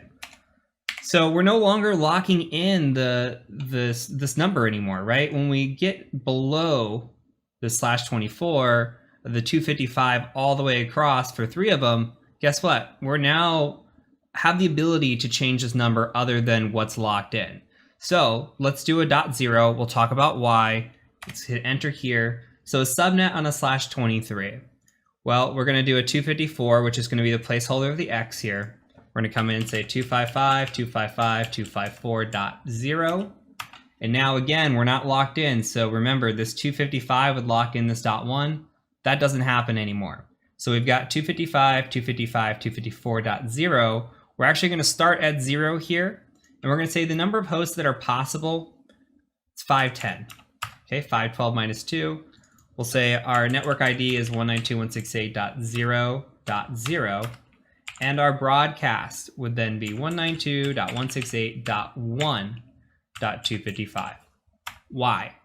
Okay, so we have the possibility now that we're spanning 2 ranges. We've got 510 hosts in this network. Okay, and we have the ability to go between 0 and 1. We've got 2 options now, 0 and 1. So if we were to say another network, if we wanted to get to like a 2, we'd actually have to say 192.168.2.0/23. It would be the same subnet mask, same number of hosts, but then this would be 192.168.2.0, 192.168.3.255. Again, there's 510 possible hosts in between this, right? Because you got to think, .0.1, .0.2, .0.3, all the way through 254. And again, 1.1, 1.2, all the way through 254. So that equals 510. Once you've hit that maximum, that 1.255, then guess what? You start at 2, you have a whole new network here. Just like these smaller segments, you get whole new networks on the bigger side as well. So what you need to know is that if I were to put something like a 192.168.1.0/23, that would have fallen into line with the 1 and the 0, and our actual network ID still would have been 0.0, and a 1.255 would have been the broadcast here. And you can double check this. Anytime you're confused, you can double check your CIDR notation. So I'm going to bring over a website that I will show you here. And this is just an IP addressing guide. It's called ipaddressguide.com.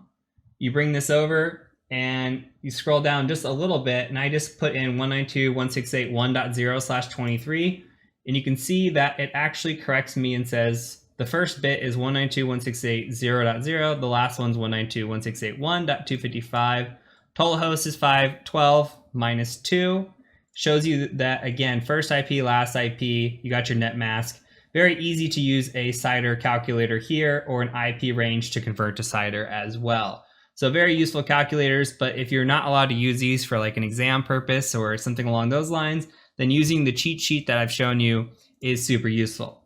Now, what I want to do is I want to try 3 more subnets. Okay, I'm going to write these out. I'm going to say 192.168.0.0/22, 192.168.1.0/26, and 192.168.1.0/27. I want you to solve these for me. Tell me the subnet mask, the host, network, and broadcast.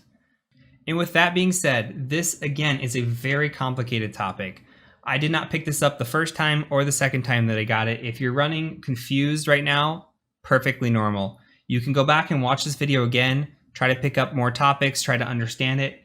Maybe I'm not the right instructor for this either. I do recommend looking at other resources to completely fill in your knowledge gap if there is one that exists. Another resource that I'll link down is what is called 7-second subnetting. It is very useful. A lot of students have recommended it to me. I'm going to push it forward as well. So go ahead and try to solve this. Understand that what you're after here is just understanding what a subnet is. Okay, when you see something like this, if a client sends you 192.168.1.0/24, you're going to say, hey, okay, I know that there's probably 254 hosts in that network, and I know what I'm working with. If you see this 255.255.255.0, again, you know that you're working with a /24 network. Very standard stuff. That's what we're after. I don't expect you to ever memorize this. I don't have this memorized. Like, I don't come in here and say, you know, a /18 is a 255.255.192.0 network, and it's got 16,384 hosts. I don't do that. Okay, I have a cheat sheet. I'll use a website if I need to. For the most part, what you need to understand is 254 hosts for a /24. If that number has gone up to like a /28, you know you're dealing with less. If that number is lower, like a /16, you know you're dealing with a bigger network. That's really what it comes down to, unless you are working in networking, and then these become more important. But as a pen tester, understanding how to read this, understanding what the subnet is, and just identifying it with very basic measures, this is extremely useful. So I will catch you over in the next video when we talk about solving these challenges, and hopefully we got them all right. So I'll see you over there in the next one.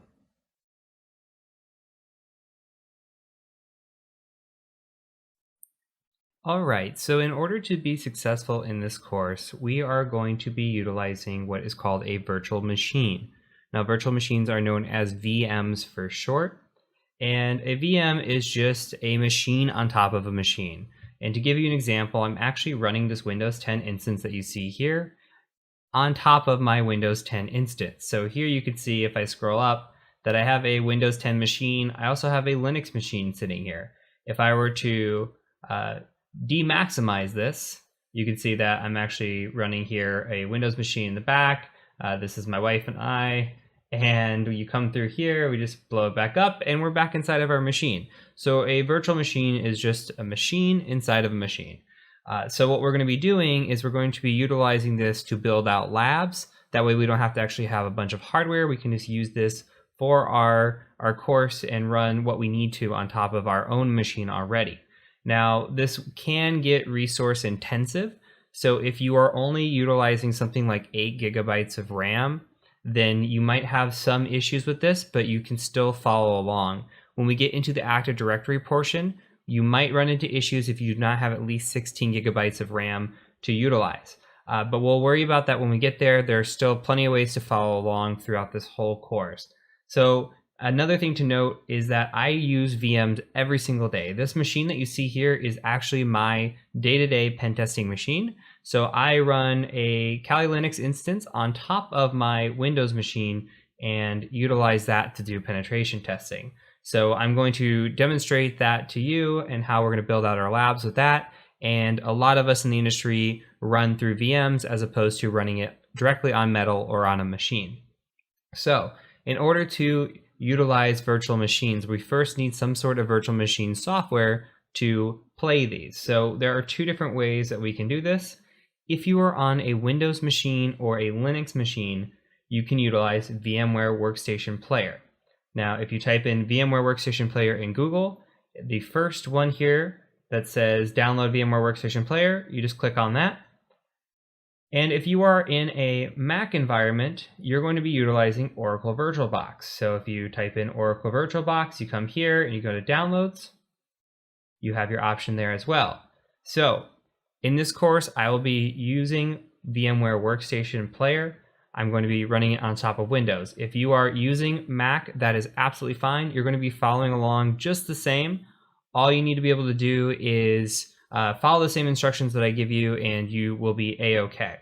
So if you scroll down here, you can see try Workstation Player for Windows or try Workstation Player for Linux. Go ahead and just select download now. That should bring up a download and go ahead and save it.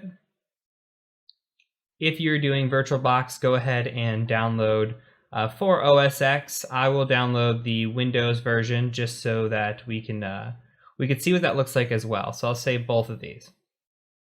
So let's view our downloads, and we've got VMware Workstation Player here. I'm going to go ahead and open this one, and we're going to install this. And this will be very point and click.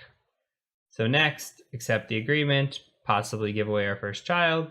Yeah, we should go ahead and install the enhanced keyboard driver while we have this. And then we don't need to join any improvement programs or check for product update. That's okay. We will install desktop, start menu. You check your preferences as you like it. I'm just going to install this, and this should just finish here in just a second. Okay, then you'll be brought to this screen once everything's done. It should take about a minute or two, and we're going to go ahead and hit finish. And it's going to want a restart to take effect. You can go ahead and restart your system. I'm going to say no right now. Let's go ahead and install VirtualBox if you are a Mac user. We'll hit next. Next here. Next, and yes, and install. Accept. And again, very point and click with the installation. Select install and any options that do pop up. And then we can start Oracle VM if we want. Let's go ahead and just start that. This is what Oracle VM looks like. And let's see if we can start the VMware player here, even though we need a restart. And this is what VMware Workstation Player looks like. So here you can see that we have virtual machines. We can create new virtual machines, open ones, etc. We'll get into that in the next video. So again, if you are using Windows or Linux, this is probably what your view is going to look like for the rest of the time. If you are using Oracle on a Mac, this is what your view is going to look like. Another side pro tip here is that I am using Workstation Pro, and I might utilize this in some instances throughout the course. Other instances, I'll be utilizing the Workstation Player. They are not much of a difference, especially in the beginning. When we get into the Active Directory portion, it might actually be worth it for you all to download the VMware Pro trial, because the trial is 30 days and you can utilize that to get through some sections and actually have nice little windows here to be clean and just have a pro edition. You can do everything that I'm going to show you in the course on the player. It just is that you have to open, if you want to run more than one machine, you'll just have to reopen the VMware Workstation Player several times to run multiple machines, but that's okay. It just won't look like this nice clean layout where you can transfer between machines like I can do just here. So with that being said, let's go ahead and move on to the next video. We're going to be installing Kali Linux onto our VMware Workstation Player.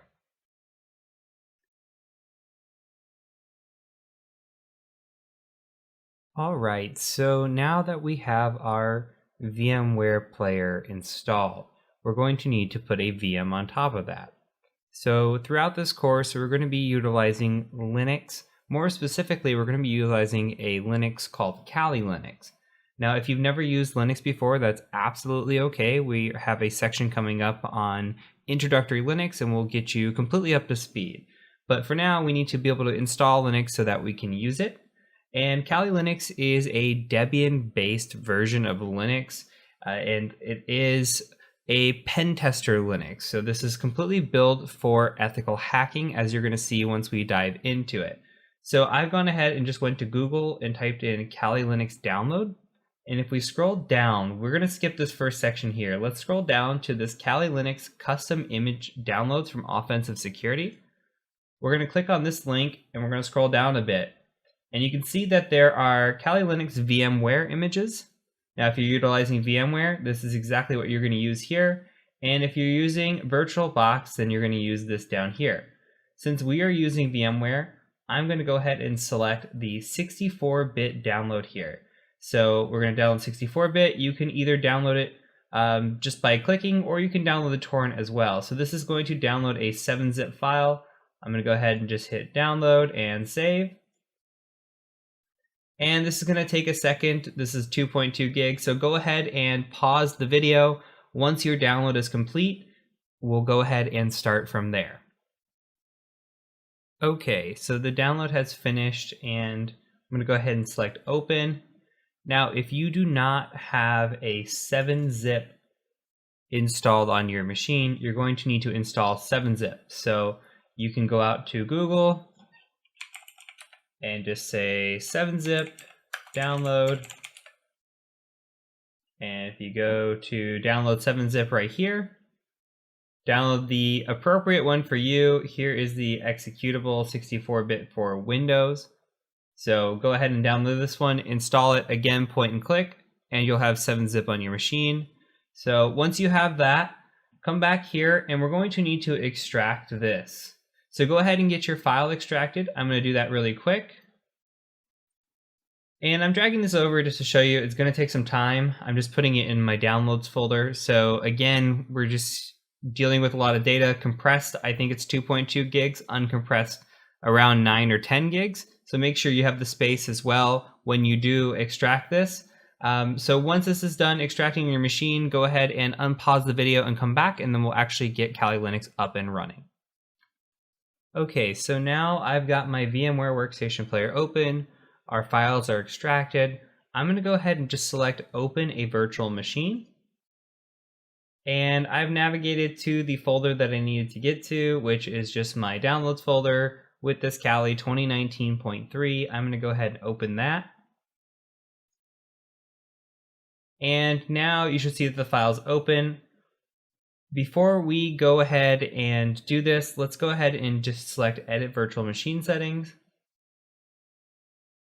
And there's a couple things that we need to talk about in here. So the amount of memory that you allocate depends on the amount of memory that you have. So here it tells you the recommended amount and the amount that you have maximum available. So for my system, for example, I have 32 gigabytes of RAM.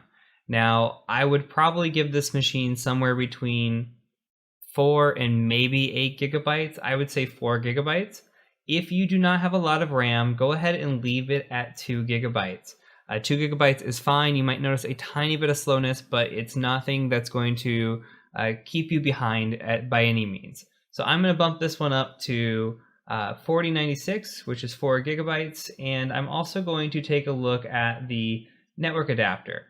Now, we haven't gotten into networking yet, but we're going to cover some of these topics. So NAT is a protocol that we can use, or we can use Bridge. Go ahead and leave it for now at NAT. If we need to change it to Bridge later, we will. NAT should be perfectly fine. If you don't know what NAT is, that's okay. We're going to cover that here in a little bit. So we'll select OK, and we're just going to hit power on. And when you get this prompt, all you have to say is, I copied it, and it's going to boot up your Kali Linux machine. Now, this is the first time booting it. Sometimes you can full screen it, sometimes you can't. As of right now, we just tried to full screen. It doesn't work yet. So go ahead and let this boot up. It shouldn't take but just a second. Okay, and now we're going to be brought to this login screen here. And the password is going to be, well, the user is going to be Kali. Password is going to be Kali. And you just log in. Might take a second to log in on the first go. Now, you'll be brought to this screen. Now, what you may or may have not noticed is that this is a perhaps different version of Kali that you're running. Things do change as the videos go on, what you're hearing on this video is actually an update from where we were at. As you saw me installing, I was installing 2019.3. As we are working through the course, I'm actually going ahead and doing updates. So this is now 2020.4, and we are adding updates to the course. So the notes that I have for you before we move into the Linux section is, if you're installing Kali and it looks a little bit different, that's okay. These versions do change over time. Sometimes they do get major updates. When that happens, I update the course. Here we are on the latest and greatest as of right now, so this is kind of what it looks like, but don't be too worried if your image or your background or things look a little bit different. Everything that you're going to learn is 95% the same for the most part. So let's go ahead and move forward. We're going to go and move to the next section where we start talking about Kali Linux, and we start talking about an overview of what Kali Linux is and how to navigate around it, and we'll talk about Linux and Linux commands as well. So I look forward to seeing you in the next section.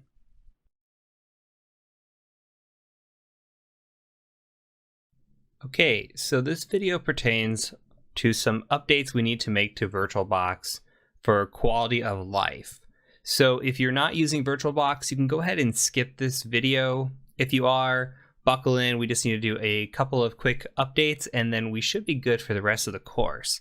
So go ahead and go out to Google and Google VirtualBox Extension Pack. What it's going to bring up is just the downloads page of VirtualBox. So we're going to want to go here. And on this page, if you look kind of towards the middle, you'll see that there is a VirtualBox extension pack here. We're going to just click all supported platforms, and that will automatically download the file that we need. So once that is downloaded, and pause if you need to, go ahead and open VirtualBox. And you can come in here, and up at the top, we're going to go ahead and click on Preferences. And from here, we are interested in extensions. See extensions right here. Go ahead and click on that. There's a little plus sign. We're going to go ahead and click on that.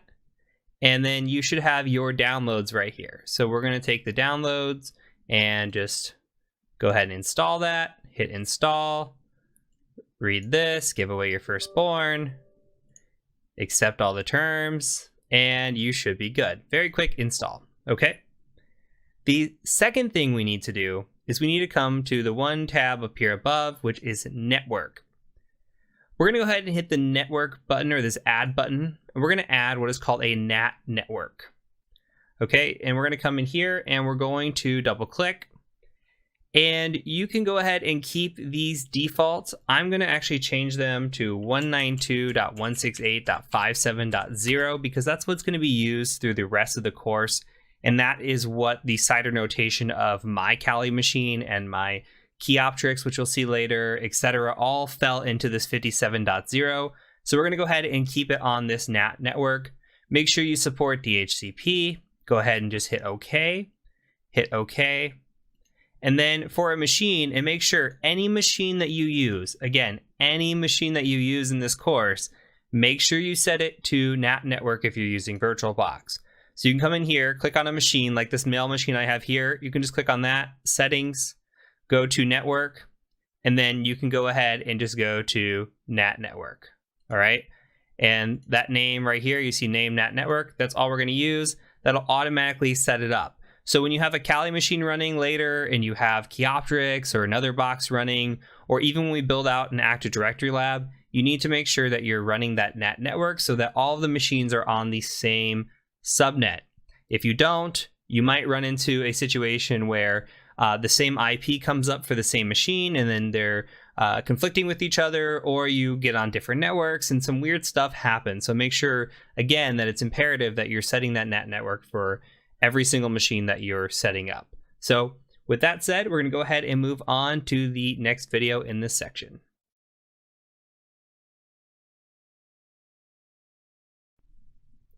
The first thing I'd like to do before we get started with any commands or anything like that is just take a look around Kali Linux and kind of demonstrate why a pen tester or ethical hacker might use this distribution of Linux.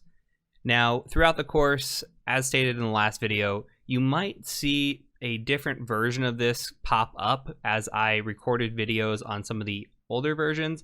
Everything should still work just as is. You just might see a different look and feel to some of the Kali interface, but all the commands I'm going to show you, everything that we do is going to be the same. So let's take a look and just explore Kali Linux just for a bit. So if we come up here into the corner and we just click on the little Kali logo, you can see that we have nice things broken out for us. So we've got these favorites up here, which we have our terminal, which we're going to be living in essentially. We've got a text editor, we've got a web browser, which is basically Firefox. We've got some other tools down here, docs, etc. The other thing that we can come scroll through is we can see that we have different applications in here. If we look at the different sections, these kind of go in order, which we haven't covered quite yet, but in the order of how a hack might go down. So information gathering is usually the first step. You can come in here, look through this, and here's a bunch of tools related to information gathering. You can even click into these and go deeper if you wanted to, related to specific things. So DNS or SMB or open source intelligence. All of this that's in here, this is just built-in tools. So let's say we're coming in here and we want to do a wireless attack. Well, we go to wireless attacks. We've got a bunch of tools already built in. So Kali Linux is just essentially a ethical hacking distribution of Linux, and it's built on Debian. So if you've ever used something like Ubuntu or anything along those lines of a Debian distribution, this is all going to feel really familiar to you with just a bunch of tools built in on top of it. So fairly straightforward. They do have some nice tools in here. You can come through and utilize these. A lot of this is already built in, and we're going to take a look at that as we go. Okay, so the next thing that we're going to do is, and throughout the rest of this course, is start looking at the terminal. So if you come up here, you'll see that we have a terminal. Now, mostly everything that we do is going to be done in this terminal here. Now, this is almost like accessing the command line. So if you're using a command line like in Windows, for example, if you've ever used a command line, if not, that's okay. But we do a lot of this from this interface as opposed to maybe utilizing a GUI-based interface where if we clicked a folder, this might look more familiar to you if you're a Windows or Mac user. You come in here, you have this kind of area. Yeah, we can do that, and sometimes we'll utilize this, but a lot of times we're going to be living right here. Okay, so as we move forward, we're going to start talking about this command line, how we can utilize it and use it to our advantage, and then we'll do some tips and tricks and hopefully learn some pretty neat stuff as we go. So in the next video, I'm going to cover the sudo feature, which I think is important. It's something that was brought in. Now, originally we had something called a root permission, and we'll talk about that. That has changed since 2020.1 moving forward. So we're introducing that into this course, and we'll talk options that you have. So let's go ahead and move to the next video where we talk about the sudo feature. All right, so before we look at any commands or learn any command line, we have to talk about sudo. Sudo is very important, and what had happened previously was that in the earlier versions of Kali Linux, we ran as a user called root. Root is the ultimate user. You could think of it as the administrator of the machine. Now we're running as a user called Kali, so we don't have root privileges directly. This is as an improved security feature because we should be running only certain commands when we need to as the root user. So what we're going to see is we're going to see how we can run commands as an elevated privilege, and we're going to do that with sudo, which stands for super user do. They just kind of shortened it, so we just have sudo now, okay? Now with sudo, what we're doing is we're saying, hey, I want to run a command elevated. I want to run this as a higher user. In this instance, we can say, I want to run the command as root. Why is that important? Well, let's take a look at an example. Let's say that I wanted to look at a very sensitive file. Now, one sensitive file in our system is the etc shadow file. You can see cat etc like this, etc shadow. And you don't have to follow along right now. You don't have to really understand what's going on if you've never seen Linux. All I'm doing is saying, hey, I want to print out this file. I want to look at it, okay? And for here, I can't see it. It says permission denied. You don't have the access to see this file. That's a good thing. But if I was the root user or somebody that had elevated privileges, I could see it. So I could say sudo cat etc shadow like this.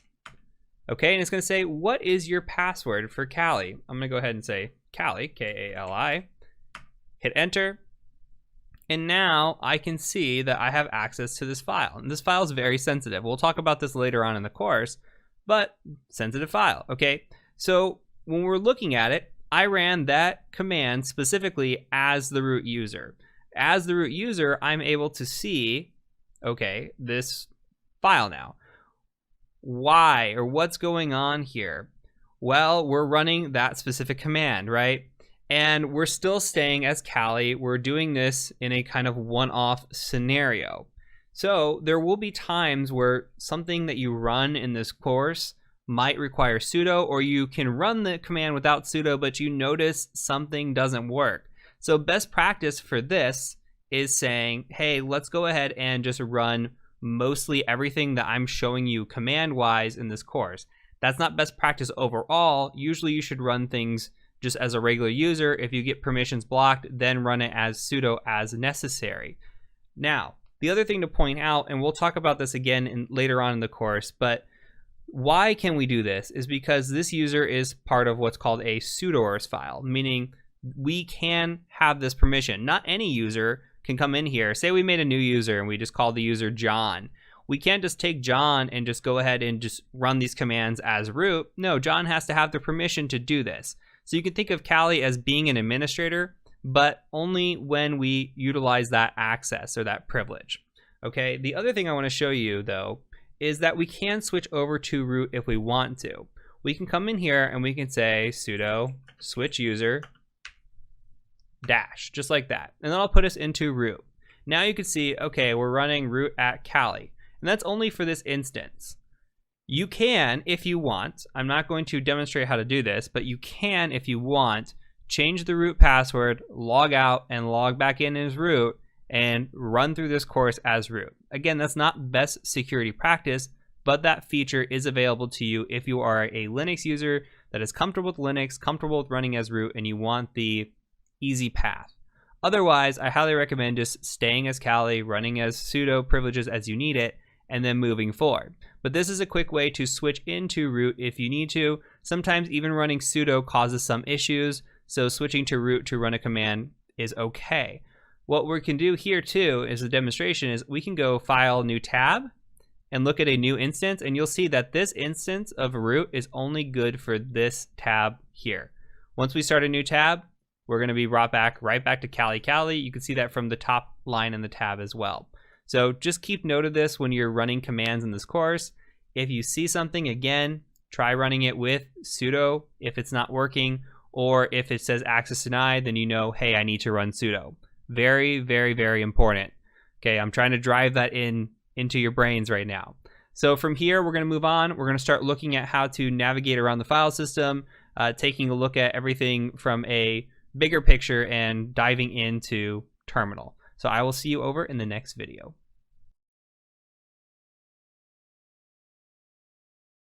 Okay, so now our first lesson in Linux terminology is going to be navigating the file system. So if you're a Windows user, you're used to navigating your file system probably through folders, through a GUI, so a graphical user interface. Well, in Linux, we can do that, but the majority of the time we're going to live in this terminal here.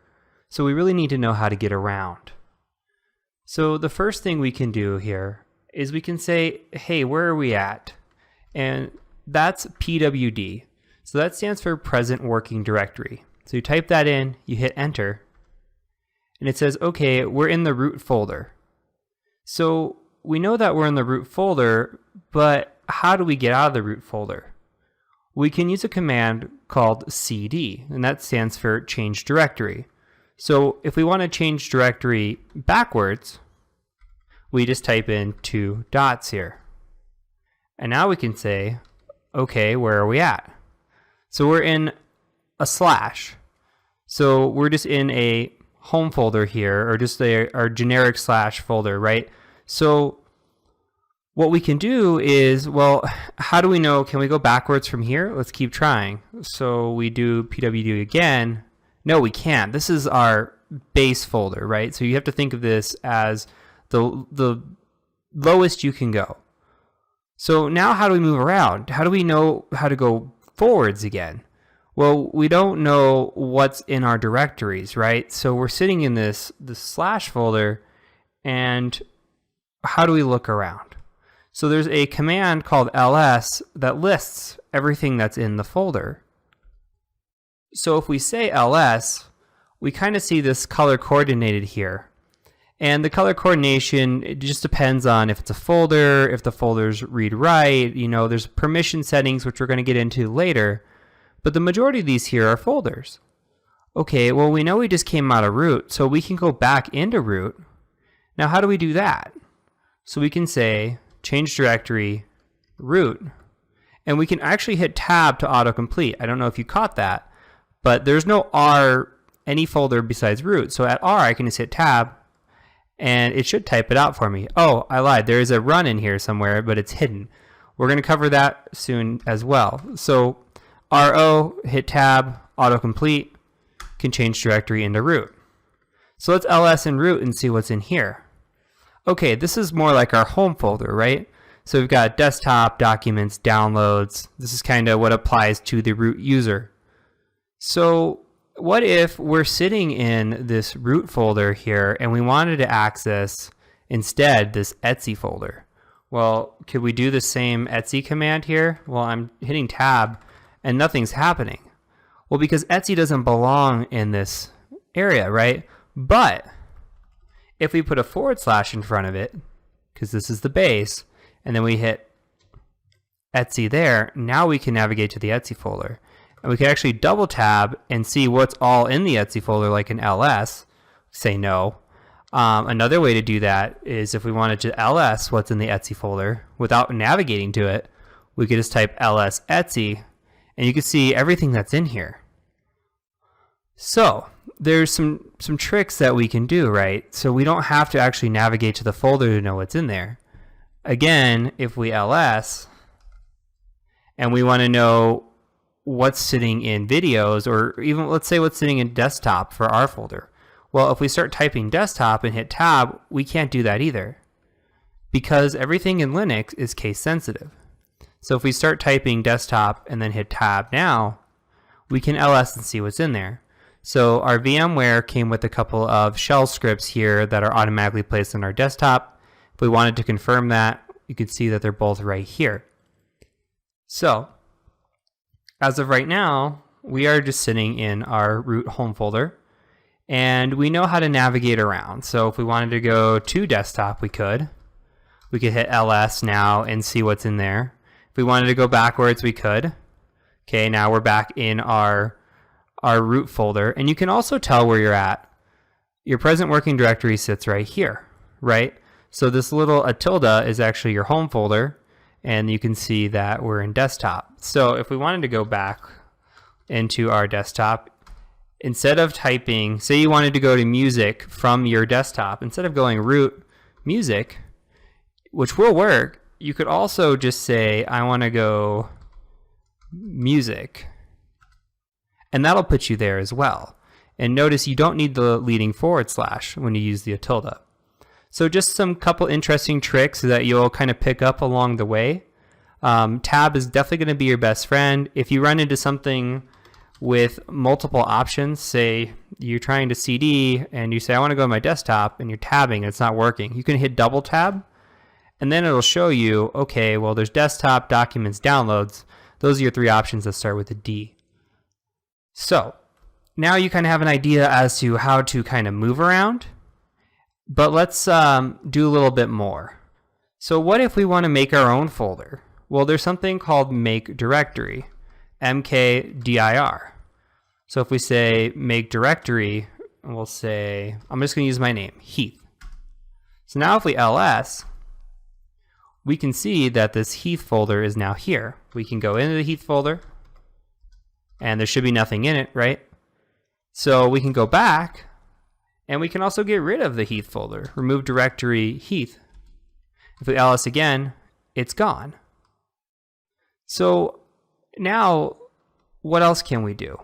Well, we can also look for hidden folders. So we can say ls-la, and we can look for hidden files and folders here. Remember the color coordination.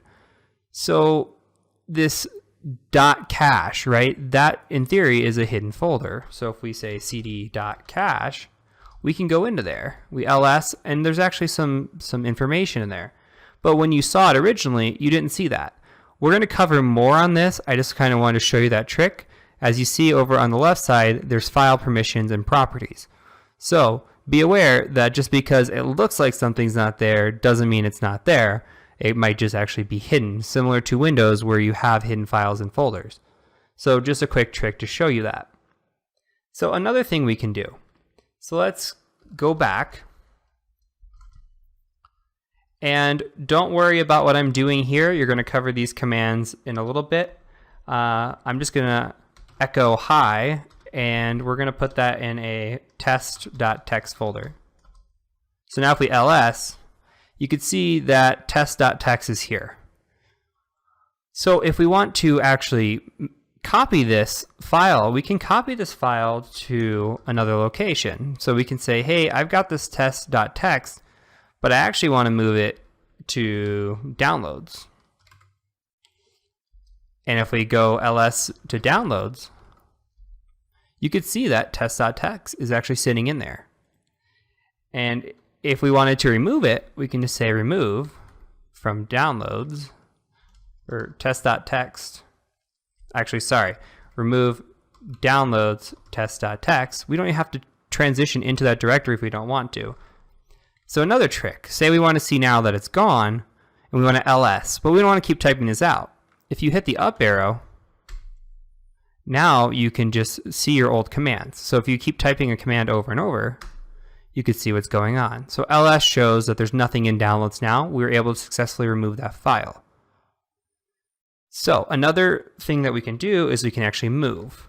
So say we wanted to move test.txt, and we wanted to put that into downloads. Okay, now if we ls, test.txt is now gone from this folder because we've moved it. We haven't made a copy, we've actually physically moved it away. So now if we ls, actually let's just tab up, you can see that test.txt is now in there. And I'm going to remove that here. Okay, and now the last thing I want to show you is the locate feature. So if we wanted to locate a file, say I wanted to locate bash, let's see. So we're looking for a file, and we're going to get more specific along the way, but if you type in locate, you can kind of look through a system to see if you can find it. Now I'm looking for, say, any type of bin bash or bin.r bash. That's fine, that's really what I wanted, but it shows you everything with bash in it. Now this might not work right away. What you might need to do is update the database. So you type in update db, it updates everything for you, and then you can use locate again. So it has to build that database of the information that it's finding in order to locate what you're searching for. So make sure that you use update db sort of frequently. Okay, so two more things I want to show you, and then we'll close out this video and move on to the next one. So an important thing you want to do with your new account is we're using a default password, and that's not very secure.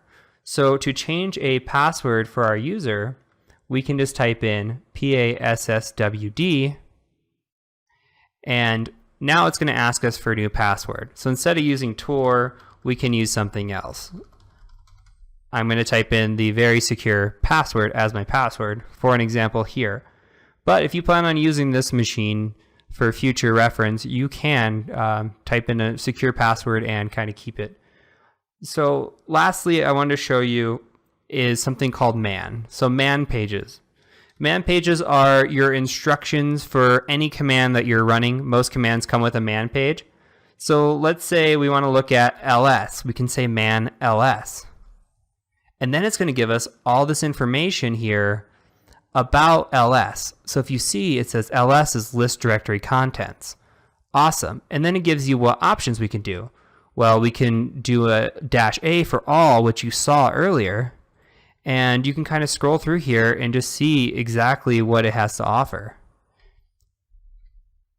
And that's kind of it. So when you go through here, you can kind of, if you're struggling to, there's a command in there, but you're not sure exactly what the command is, you can type in man and search it, And sometimes you can do ls, I don't know if this is going to work, but -- help, and you get some information as well. It doesn't provide you the full man pages, but it provides you something pretty close. So that's kind of just your way around if you ever get stuck, something to look for. Okay, so that's it for this lesson. Next, we're going to move on to users and privileges, how to add users, and how to change some sudos and some modifications to our file permissions. Okay, so now we're going to cover users and privileges. So in the last video, we touched a little bit on privileges with our ls-la, and we touched a little bit on users by changing the password of our root account. So now we'll cover a few more commands regarding those. So if we look again at ls-la, you could see all this crazy jumbled wordage over here, right? So it actually means something. So we look at the first line here. If we see a dash like this, a hyphen, that means it's a file. If we see a D, that means it's actually a directory. And then you see R, W, and X. So R, W, and X actually means read, write, execute. It's the permission settings that this particular group has. Now there are 3 groups here. There's the first, second, and then your third right here, right?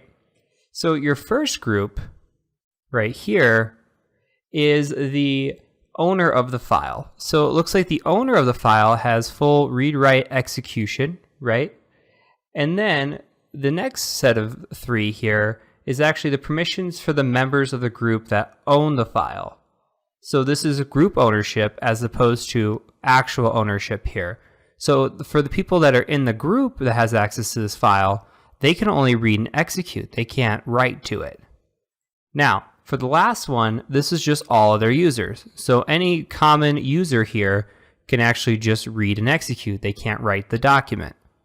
So that comes into play, especially when we get into penetration testing, because with penetration testing, we're looking to have full access, right? So we're always going to be looking for that folder that has full read-write. Typically, if we look at temp, that's our temp folder a lot of times.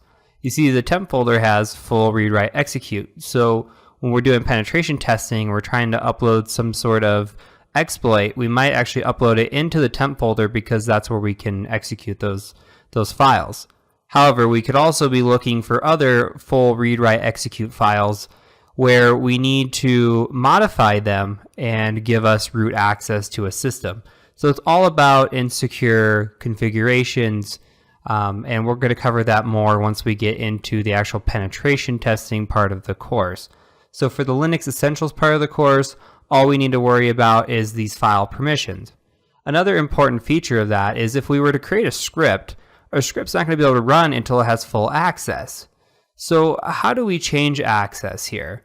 So let's make a file. I'm just going to make, we'll just echo another text document, right? So we'll just say hello, and actually I typed that in backwards. So hello, and we'll call it hello.text. So if we ls here, by default, we only have read write and then read access for everybody else. Meaning if we wanted to read it, we could say cat, which we're going to get into later, cat hello.text, it just says hello. So what can we do here? Well, we can use something called change mode. In changing mode is chmod, and we have a couple options here.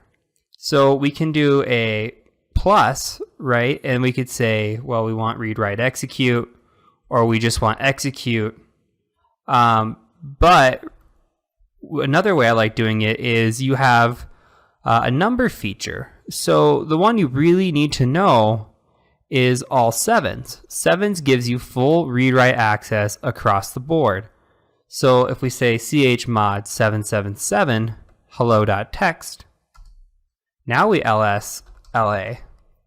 And you notice that hello.text turns green. That means it is full read-write. And here you go, we've got the dash here saying it's a file, and we've got read, write, execute across the board. So this is how we change file permissions.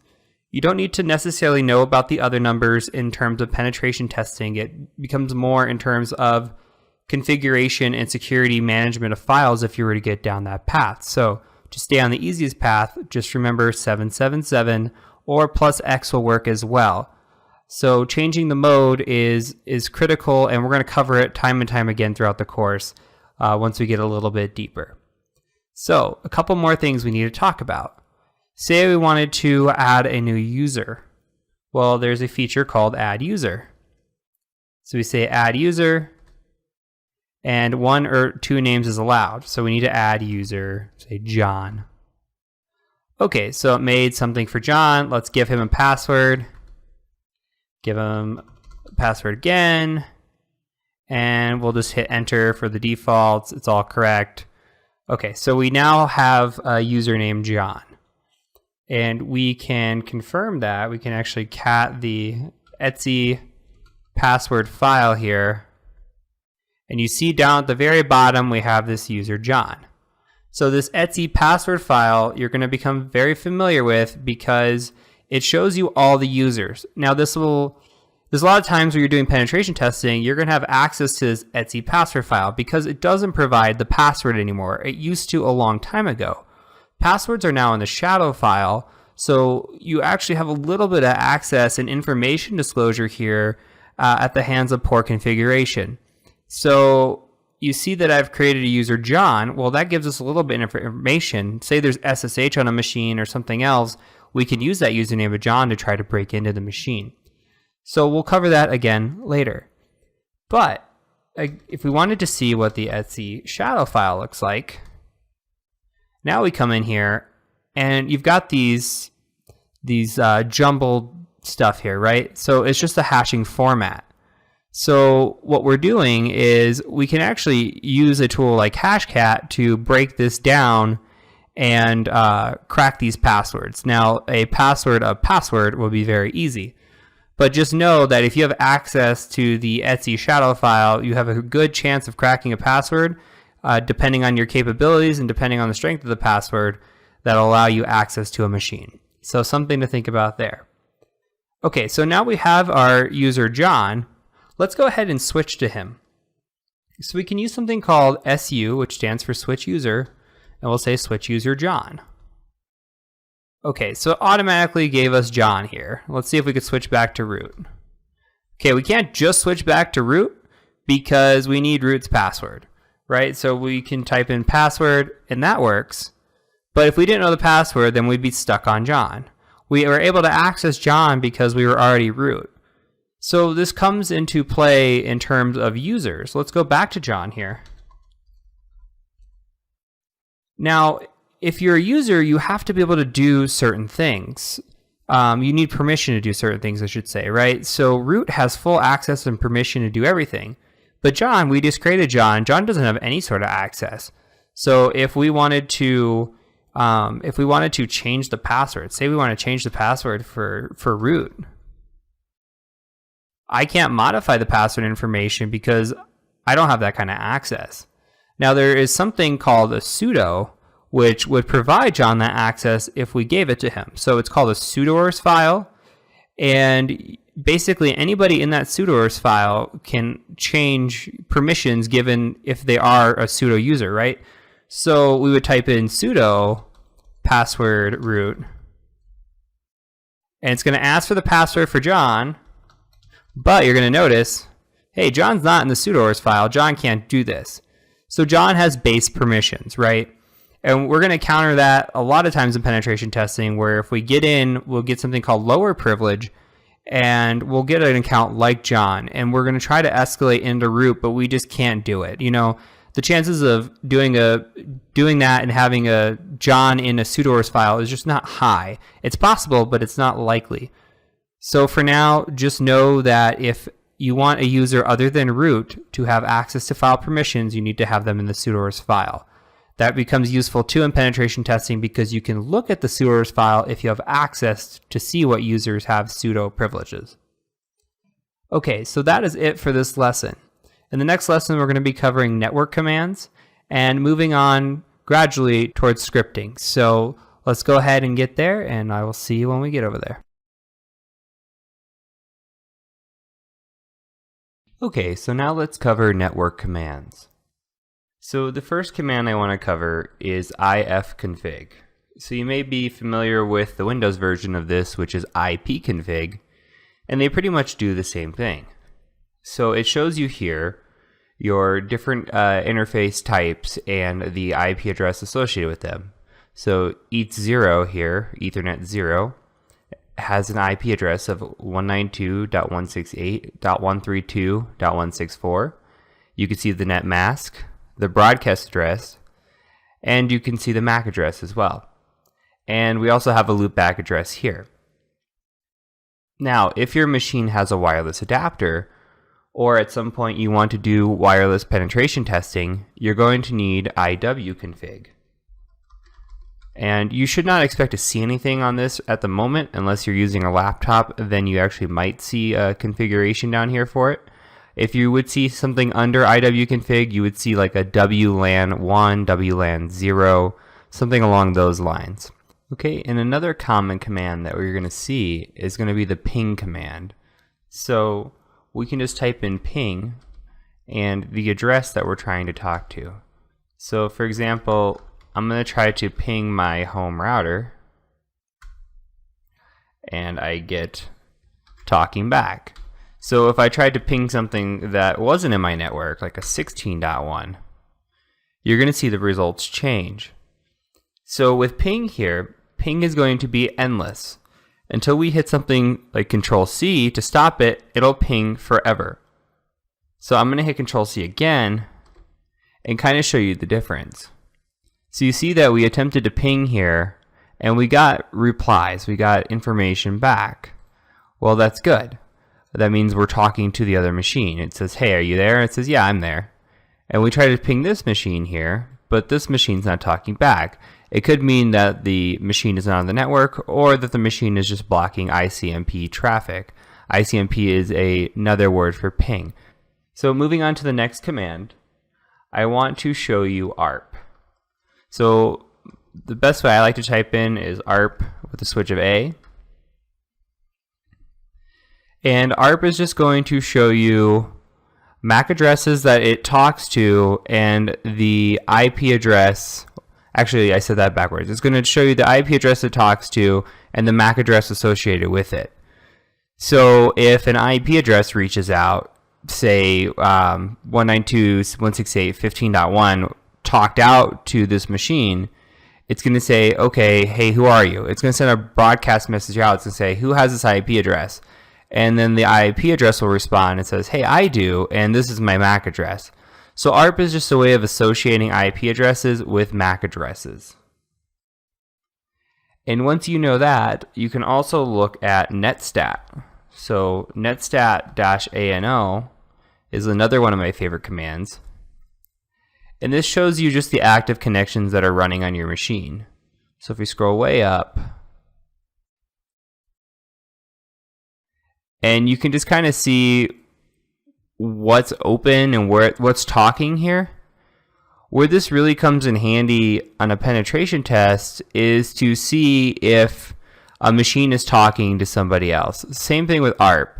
You want to know what that machine is associated with, and is it talking to something on a port. So this is more just internal right now, but it's still good to know. So for example, if I were to open up a Firefox page and connect out to the internet, then I went and I did a netstat again, I would see information about that port being open and that I am going out with it. So just kind of keep that in mind. These are not commands that you really need to know in depth right now. Networking does come into play when you are doing penetration testing, but we're going to cover these commands time and time and again. I just wanted to give you a very brief introduction to them. Okay, and the last command that I have for you today is route. So if you type in route, that's going to print your routing table. And the routing table is important because it tells you where your traffic exits, essentially. So for this VM, my traffic is exiting on 192.168.134.0. So any traffic goes out of this 0.0.0.0 gateway in this range, right? So when it goes out this gateway, it's doing NAT, so network address translation, and it's running off my computer. So the best examples aren't here, but it's important to know route as well, because there could be a machine that you're attacking that has multiple routes. So you might see a 134 and a 135 because it has a dual home NIC, meaning it has two NICs inside of it. So it's actually talking to a completely different network that you didn't know existed. So you might have been attacking one network on the 134 range, and then 135 is just out there, and this computer can talk to both. And until that point, you had no idea. And that's the idea of called pivoting, when you switch a network from one to the other, but you're using a machine. So that's it for this lesson. In the next lesson, we're going to talk about viewing, creating, and editing files. So in the last video, we took a look at different networking commands. In this video, I want to show you some updates to those commands.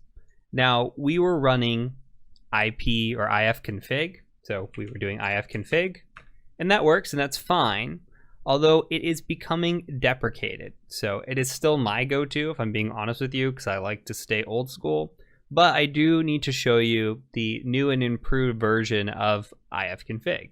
So if we take a look, I'm just going to clear my screen here. So the command is IP. Now we can say IPA, and we can look at that, and that says IP address. And what do we get here? Well, we get our loopback, and we get our Ethernet, and we still get to see what our IP address is. We get to see what our subnet mask is here as well. We get to see our broadcast address. So there's a lot of information here that is provided, which is good. We can also take a look at some of the stuff that I was showing you before. So say we want to look at the ARP table, we can say IPN, which stands for neighbor. Let me clear this. And here's our ARP table. Okay, so very similar. And we want to look at routing tables, we can just do IPR. So instead of having to remember, okay, ARP, or we're having to look at route, okay, we can do all of this through one command, which is the IP command. So I just wanted to add this updated video to kind of show you that there is this command out there. This is where the industry is moving. This is something that you should know, but it is perfectly fine in my book if you still want to use ifconfig. Nothing wrong with ifconfig, nothing wrong with using IPA. Both are fine.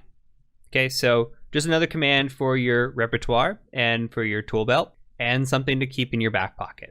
So with that being said, we're going to go ahead and move on to the next video.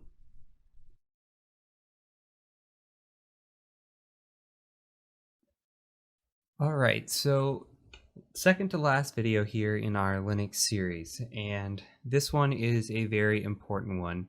So we're going to cover a few things. I want to cover how to install files, how to install updates, and how to get files from GitHub. All these are going to be very important and things that you're going to encounter as a pen tester all the time.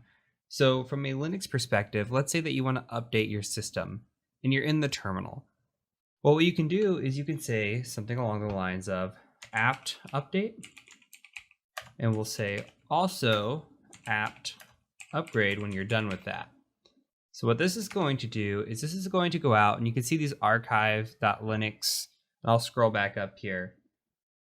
And all these tools need to be installed, but this archive.linux.edu, so this is what's called a repository. So we're going out to these repositories and we're saying, hey, what's been updated lately and what do we need to download? And you can see, okay, these packages that are automatically installed, no longer required. We can auto remove them if we need to. And then we have all these new packages that need to be installed. If you look through the list, it's quite a bit. And then we've got the packages that'll also be upgraded through here as well. So we have all these updates, upgrades, etc. If we want to perform this, it's going to take up 871 megabytes of additional disk space, and it will probably take a little bit of time to download, upgrade, etc. So if you want to do this, go ahead and push your update. You absolutely don't have to be successful in the course, but just to provide clarification and understanding of how it's done and what it's doing, just wanted to point that out. Now, let's say we just wanted a tool, a specific tool. You see all these things in here. A lot of them are related to like Python, which is interesting because I do want to install a Python tool. So let's install a tool called pip. So what we're going to do is we're going to say apt install, And then the tool is called pip, but it is python-pip like this. So type that in, hit enter. It's going to go check for it. It's going to look for it, and it found it, which is great. If it weren't to find it, it would say something a little different. We can show you, like say, just hit some numbers in there. Say unable to locate that package. So you'll know you're on the right track with the package name here. So I'm going to go ahead and actually hit yes to install this. It's going to go out and download everything we need for pip. And you're going to see why pip is important here. So there is pip and there's pip3. Now both of those go out and do some installs for us. And we're going to go ahead and just say yes. And those installs are related to Python. So we're going to use a lot of tools in this course that are related to Python. And it's going to install those tools for us. So pip is for Python, pip3 is for Python 3. Now Python 3 is the latest and greatest. Python 2 is actually being deprecated in 2020 or end of service in 2020. So a lot of things are actually moving away from that now. So when we get into the Python section of the course, we're actually going to be working completely in Python 3 for this reason solely. So while we wait for this, let's go ahead and go out to the interwebs. And I'm just going to go to applications up here and then Firefox terminal. So from here, as an update to the course, I want to introduce a tool and teach you also how to install a tool. So this is kind of serving two purposes here. So I want to go out to Google, and what we're going to do is we're going to look for a tool called Pimp My Kali, P-I-M-P My Kali, just like that. Now this is written by a guy named DeWalt. He is a pillar of our community in terms of our Discord community. He's very helpful when it comes to the course. If you've ever been in the course Discord or looked at it, you will probably see that he is a part of it and he's there and he's helping out. He's fantastic. Now this is up to date. He does a great job of utilizing this, and what he's done is he's taken the new Kali Linux, which anything from 2020.1 and onward has kind of had some issues here or there, and he's created a nice script to fix all of those issues. Okay, so we don't have to go through and troubleshoot a lot of things throughout the course. This script just kind of goes in and fixes a lot of things that were wrong. So I really am appreciative of this script because it is fantastic. What we can do is learn from this as well though. So what we can do is we could take this code and we could just copy it here. Okay, we can hit Control A, Control C, or you can hit copy on the clipboard. And what I want you to do is I want you to go out to a terminal. We're gonna go ahead and just sudo switch user, okay, and enter in our password. Now, we're going to install something from GitHub. So what we're doing, and this is very common by the way, you're gonna see this happen throughout the course. We're gonna put this into a folder. So what I wanna do is change directories to a folder called opt, O-P-T, just like this, and hit enter. And we're going to put our file here. Now this is very common. A lot of people tend to put their downloads or installs into the opt folder. It's just a place to keep all of these. So this is a common thing to do and a good practice to get into if you've never done this before. So now what we're gonna do is we're just going to type in git clone, and then we're gonna paste it. So you can do Control-Shift-V as a shortcut, or right click and paste, hit enter, and you can see it started cloning. Now once it's done cloning, all you have to do is change directory into the file name right here, or the folder name. So cd, we'll just type in Pimp My Kali, tab, hit enter, okay? And from here, we can just do ls, look what's in here. Okay, so you can see pimpmykali.sh. We're gonna go ahead and just run that. So ./pimpmykali.sh, just like that, hit enter. All right, and we're going to run 0 here. Okay, and this is going to take a minute. So it's gonna go through and run all these upgrades that you see here. So what it's doing is it's fixing some of the issues that we have. So we're fixing Go when we have to install Go later. We're fixing Impacket, which has some issues on its own in 2020.1 and later. And we're also enabling root login. So there's a lot of things that we're doing here that help us out throughout the course and is just a nice overall upgrade. There are some other features here. So as you'll see, we have the ability to downgrade from Metasploit 6. So if you do encounter issues in the course, you can come back and downgrade to Metasploit 5, which is what we are currently doing. But as you go through the course, Metasploit 6 might be working or more functional. As these tools upgrade and things go on, you have to kind of evaluate what's working, what's not working, and take it from there. So as the script gets updated constantly, be on the lookout for these things as they get added or removed. But for now, we're just running the 0. We're going through and just adding all these different tools in. You should see it scrolling along like this and should function pretty straightforward. So go ahead and let this install. The big takeaway here, and once you're done, go ahead, we're gonna move on to the next video, but the big takeaway here is that you should be comfortable with using the apt package to go out and download tools. You should be comfortable with upgrading your system through apt, and you should be comfortable now with going out to the web, GitHub at least, and going and downloading a folder or cloning a repository off of GitHub and installing it on your own. It's very straightforward. If the GitHub is good, the GitHub will tell you, hey, here's how you install it, and it'll say these are your instructions. Like right here, it says here, git clone, cd into it, /pip_mine_Kali. Straightforward. And most GitHubs are like this. So as we download tools in the course, you're going to get more practice with this and understand it better. But from here, you're going to just take it and go. And here you can see something that we talked about is that we lost the ability in 2020.1 to use root. This will allow you to run root in Kali if you want. Here, we're just going to type in no. Unless you know what you're doing, you could type in yes. But again, as stated in the sudo video, if you are not familiar with Linux, it's best practice just to keep hanging out in sudo and utilizing it that way as a low-level user. And again, we're just going to let this run, and I will catch you over in the next video.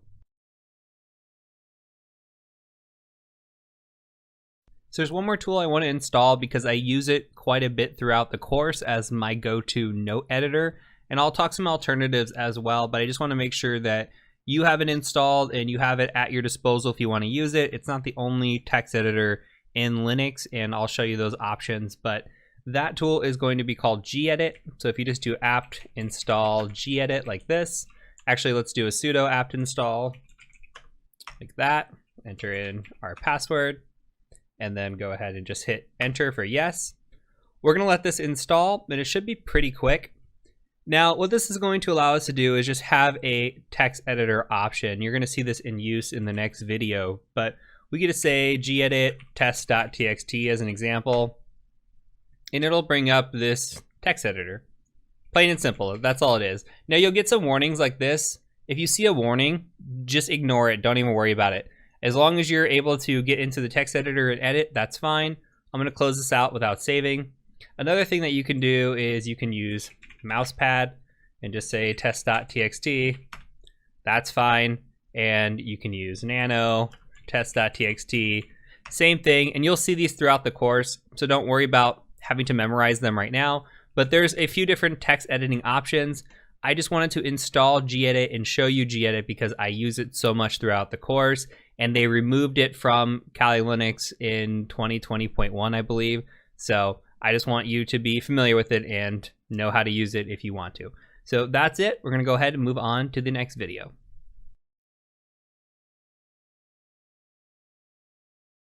Okay, so this is my second time recording this video.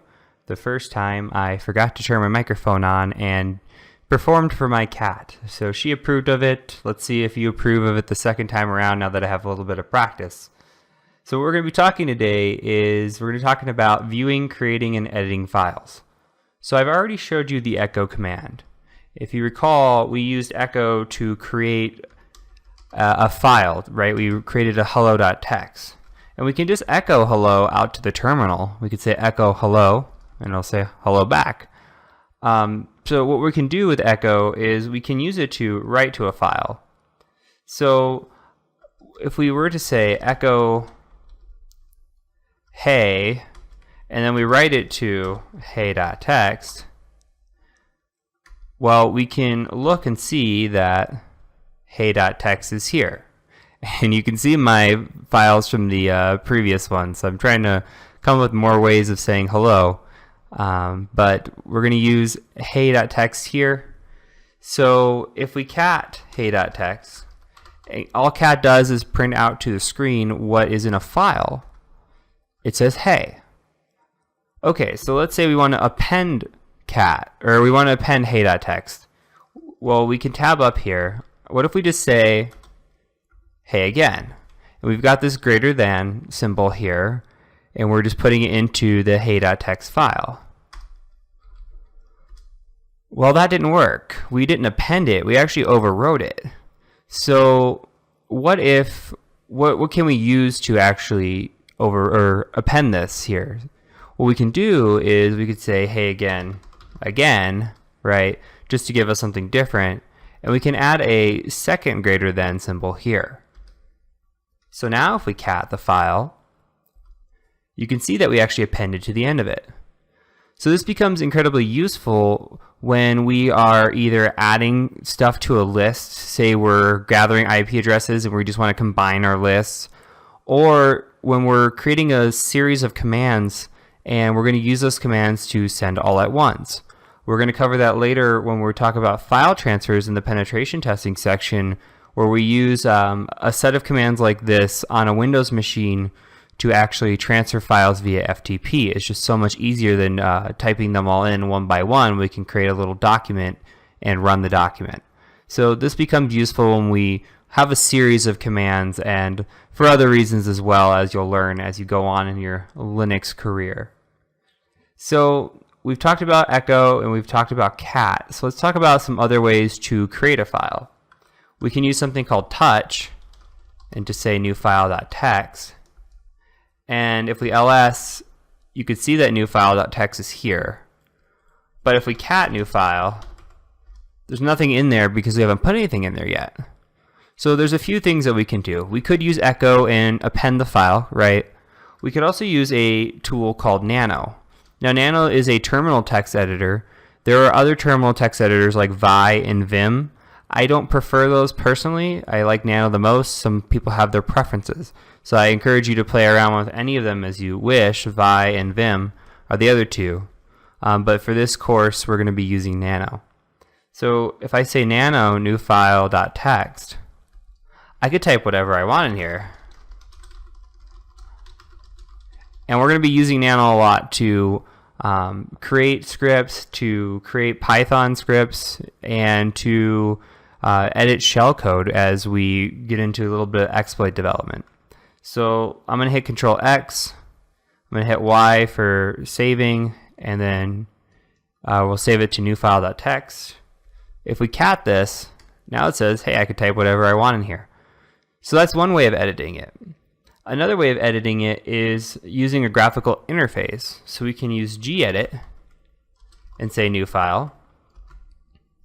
And if you don't like using a terminal, you're more than welcome to use gedit here. Just type in new line here and save it. And I like using gedit. It's a lot cleaner because I can, highlight and delete. I don't have to use my keyboard to navigate around like I do in the terminal. So if you have the option to use gedit, for sure, but sometimes you're going to be on another machine that's not your own or is headless and doesn't have a GUI, that you're going to have to use Nano. So get comfortable using both. So we save this. Let's go ahead and cat it out and see what happens. Okay, you can see that the new line is in there. So really that's the overview that I wanted to cover. So just know that you can create files pretty much using echo, touch, and actually you can create files using Nano as well. If you say nano, this is new.text, I'll just say hello, Control X, save it. If you ls, you can see this is new.text is right here. So you can use all of these tools in different ways to create files. It's completely up to you how you want to do it. Personally, when I'm creating a file, I use Nano and I just create a new shell script, Python script, text document that way. You could also do it using gedit as well. So just know that we're going to be using these a lot and try to get comfortable with these. And from here, we're going to be moving into controlling Kali services. So we're just going to briefly talk about what services you need running on boot and how to do that. last video in the section, and this is going to be one of my favorites. So what we're going to be talking about is scripting with Bash. I'm going to show you some cool tricks that we can do to kind of narrow down some of the results that we get, and then I'm going to show you how you can automate some of that process, and we'll take that and even write out some for loops and one-line loops, which this might not make any sense right now, and that's absolutely okay, but by the time the video is done, hopefully it does. So the first thing I want to show you is I want to show you how we're going to write a ping sweep. So we're going to write a ping sweeper. Basically, we're going to go out and say, I want to ping a device. If that device is alive, go ahead and show me that result. And we're going to sweep an entire network. So what we're going to do first is we're going to identify a device that's alive so we can test this out and then build upon that. So you can go ahead and type in ifconfig and then just hit enter. Now my Ethernet here is on a NATed network. So I'm running through a different IP address subnet here. So this one is 192.168.57.150. My actual IP address is on a .4.x here. So I'm going to, for this example, I'm going to be pinging 192.168.4.29. However, and you can see here's the ping that we're getting back. However, if you are unsure of a IP address in your house that is active or your subnet in your house, that's okay. You can just run 57.1 for this example. You might not get a lot of return results. However, you might only get 1 or 2 when we do this sweep. So I advise you to figure out what your IP address is. That's a good challenge anyway. And if you are familiar with networking, which you should be at this point, then you should be able to determine the IP address of your home network. But if you do not do that, then you can use 57.1 or whatever your IP address is here on this third octet. So that will also work if you see that. All right, so I'm going to clear this. Now, what are we noticing when we're pinging? We're pinging this address and we're getting some data back. Now, if we ping an active address, you can see that we get, okay, 64 bytes from 192.168.4.29. It's saying it's active. We're getting details back. If we were to ping something, let me do like 41, where we just don't get any data back. Okay, and let's try this one more time. Let's try this a different way. Let's do like a count of 1. -C of 1, we'll do a count of 1. It's going to try to send one packet over and see if it works. Nothing's happening, right? It's trying to transmit that packet. You could see that it's getting 0 received here, where here's getting 4 received. No data is coming back. It's just not doing anything for us. So the thing that we can identify here is what's the big difference. If we look at line 1 and 2 versus line 1 and 2, what are we seeing when we get data back? Well, the big difference here is well, 2 of them, I guess. We see that we get this response, right? That's a big difference. And then down here, it'll say, hey, we received some packets if it's not 0. Now, the easy way to do this is to look at a line that says, hey, we received data, which is this line here, okay? Now, what I want to do is I want to narrow this down just a little bit. What we're going to say is we're just going to do a ping of 1 time. So I'm going to clear this. I'm going to bring it back to this like this. I'm going to do a count of 1. And that should just ping once. And that's perfect. We don't need to ping endlessly. We just want to make sure we can ping once and then we're done.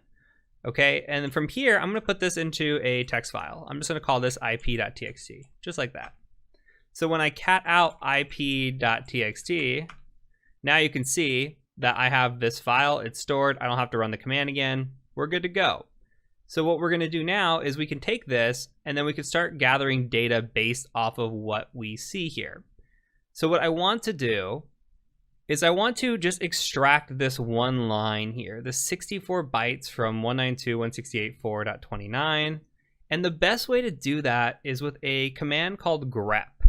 So grep is going to look for a specific term or phrase, and we can do that, and it's going to pull down any line that has that term or phrase. So if I say grep here, and then I just put in quotation 64 bytes, like this, now when I cat out this, all I'm pulling down is this line, and it's even highlighting it for us. It's saying here's the line that we see, 64 bytes from 192.168. Okay, so we've extracted just the one line. And why am I extracting this line?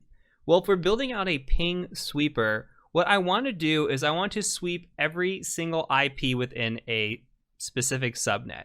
So say this .4, right? I want to ping 4.1.2.3 all the way through 254, 255. I want to see if I can get through all the IP addresses in a subnet. So what we're going to do is we're going to ping every single one of them and say, hey, are you up? Are you there? And we're going to do it with a count of 1. And we're going to say, are you there? Okay. And if they're there, they're going to say, yeah, I'm here. 64 bytes. Here's my response. And it's going to say 64 bytes from this IP address. So we want to extract the IP addresses to say, yeah, we're alive. That's basically our goal here. So when we run this on a bigger scale, which is what we're going to do, we're going to need to grep out this information and extract this information to where we only just get the IP address back. Okay, so what we're going to do now is we're going to start narrowing down and grabbing this IP address, and then I'm going to show you how we're going to take this all in one instance and run it and then extract IP addresses. So from here, what I want to do is I want to do another command. So every time we pipe, we're saying, hey, run this command, then with that command, run this command, then also run this command too. So we're going to keep running this command on top of this to narrow things down. So here's what we're doing here. We're going to run a command called cut. And with cut, we're going to say, I want to cut something out of this. We need to provide it what is called a delimiter. So we do a -D like this. And the delimiter I'm going to use is a space. And then I'm going to say -F for field, and then I'm going to say 4. Okay, what is this doing? Well, it's saying, hey, I want to cut this line that you're getting back on a space. So the delimiter is a space. So here's a space, here's a space, here's a space. And it says, I want to count up to 4 to grab that data. So 1, 2, 3, 4 right here. So if we say 4 here, like this, we hit enter, we're grabbing that specific IP address because we're doing it by spaces. If we did it on 3, what do you think we're going to grab? We're going to grab the word from. So you can see here's from.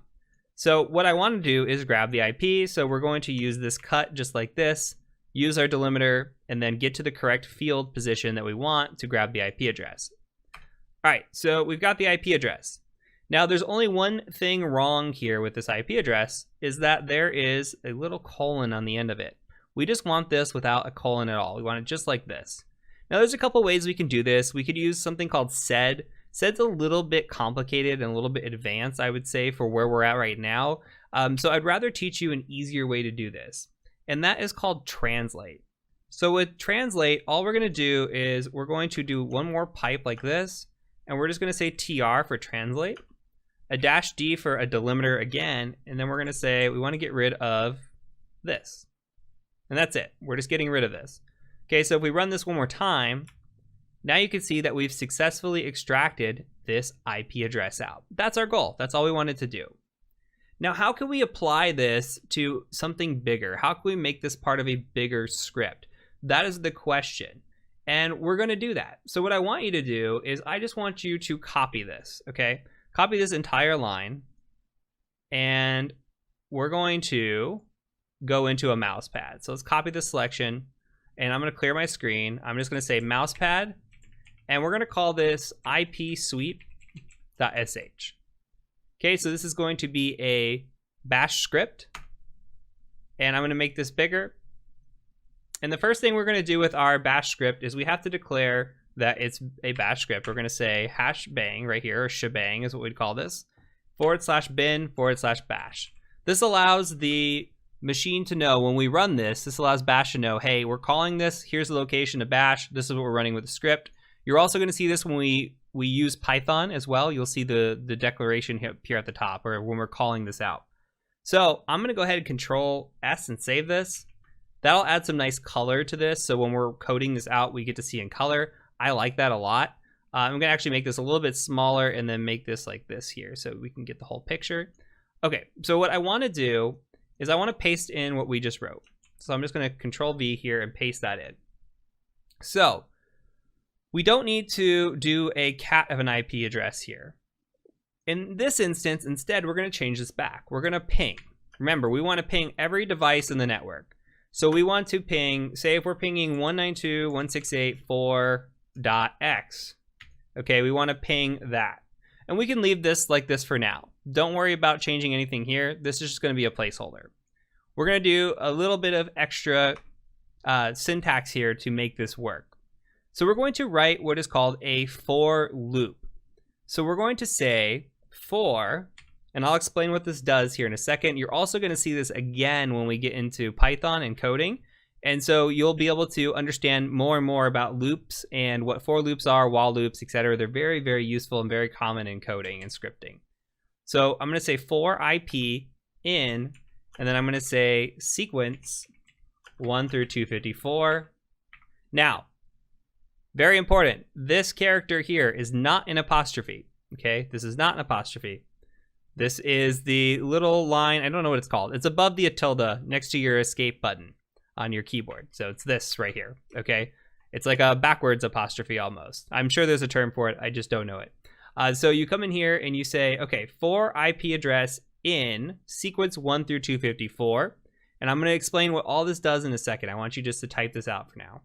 I want you to say do, all right? And then I want you to come down here and we're going to say ampersand on this line and we're gonna say done. I'm gonna explain what all this means. Okay, so this is a loop that we've just created. What we're saying is for the IP address, and we're just declaring this. This could be Bob if you wanted to. I'm just making it a name or a term that's easy for us to remember. So we're gonna say for IP. But if you wanna call this Bob, call it Bob. For IP in sequence 1 through 254. So what sequence is doing is it's saying, hey, I wanna count everything from 1 to 254. So 1, 2, 3, 4, 5, 6, 7, 8, all the way to 254. This for loop means I'm gonna do this every single time. So for IP in 1, for IP in 2, for IP in 3, we're gonna run this command until we're done. So until this sequence has run 255 times, it's done. Okay, and now we're gonna say, I wanna do a count of $IP. So what we're saying here is for IP in sequence 1 through 254, go ahead and do a ping -C for a count of 1, 192.168.4, 254. And here we're gonna say .1, .2, .3. Every time this loops over and over and over, it's going to be incrementing that number through this sequence. That's all we're doing. This is a basic loop, okay? So we're gonna keep going through and through and through. Now, this will work. If you plugged in your hard-coded IP address here, this will absolutely work. Now, we can improve this just a little bit if we want to. So what's going on here is what we're gonna say is, if we wanted to run this, we would just do ./ and then IP sweep, okay? And this would work, that's fine. But we can make this a little bit better from a coding perspective. We can come in here and we can give this a $1, and that means argument 1. So what we're saying here is I wanna give an argument instead. So if you wanna be technical, this first ./IP sweep.sh, that is argument 0. So you can consider this $0. Argument 1 would be what you type after that. So this would be argument 1, argument 2, etc. So in this case, what we can do is we could say, I wanna run 192.168.4 like this, and this will run the .1, .2, .3 after it. So you provide the argument, it places that here in argument 1, and then it does the rest for you. So this way you can specify your network, and if you wanted to ping multiple networks, you don't have to come back in here and keep changing this. It just works. So super easy. This is a great little script for a /24 type subnet, okay? Okay, so let's go ahead and try running this really quick. I'm gonna just Control S, save this. I'm gonna close it. We're gonna do a chmod +X on IP sweep. If it'll allow us to, we might have to do a, okay, let's do LSLA real quick, make sure it worked. It sure did. Okay, so here's what we're gonna do. We're going to run the IP sweep, and we're going to say 192.168. You just put in your IP here, and I'm gonna run that, all right? And you could see all the devices that are coming back within my network here. I'm gonna go ahead and hit Control C, cancel this out. And so this is grabbing all the different devices in my network. Now that's great. That works out really well. But what we can do is improve this. What if I typed in a, what if I didn't type anything at all? What if I just hit enter here? Now I'm just getting all kinds of pings unknown, and it's going off of some of the stuff I was doing before, but it just causes all kinds of issues and errors, right? So you can see I'm trying to hit Control C. It's taking its time to break. Here we get issues because we're just allowing any sort of argument here. What we need to do is we need to fix this up just a little bit. So what we can say is we can come back in here and just go mousepad ipsweep.sh and come in here and let's add a little bit extra. Oh, and I also left this in here. Don't leave this in here. That's why that was running twice. Okay, so what we're doing here is we need to add in a statement. What we're going to do is we're going to add in a if statement. If statements are conditions. We're saying, hey, if this condition is met, do something for us. If it's not met, then go ahead and do something else. All right. So we're going to say if, and we're going to just put in here $1 is equal to nothing, then we're going to go ahead and just say then echo you forgot an IP address. Echo syntax, something like this. We'll just say IP sweep.sh and we'll go 192.168.4 like that.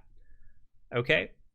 And then if we did do this correctly, if we do have an argument inside of argument 1, then we're going to say else, do all of this here and be done. And then we're going to end our if statement with fi. Now, this script, or this resemblance of this script, is not one of my own, by the way. This goes credit to something I've modified over time, but the original credit definitely goes to Georgia Weidman. I remember seeing this in her course a long, long time ago when I was first getting started, and she did a great job of teaching this. This is just a modification of this script, so I just want to make sure that all credit goes to her. But looking at this, let's break this down really quick before we run this again. We've got an if statement. We said if argument 1 doesn't equal anything, then you're going to echo back out and say, hey, you forgot an IP address. Here's the syntax. If it does include something, then we're going to go ahead and come in here and say, let's run our for statement, our for loop, and run through it, and then we're going to end our if here. The only thing that I'm doing uniquely here is I'm including this ampersand, which is going to run this command multiple times at once. This is a good way to explain it. Basically, we have a couple ways of doing this. We could say like this. We could put a command here, and this will run one at a time. It'll say, okay, for 1, for 2, for 3. This allows multiple instances of this loop to run at once and just speeds things up. I could show you the difference between that. So I'm going to go ahead and just Control S, save this. I'm going to go ahead and just run this script real quick. Now let's try running it without anything here.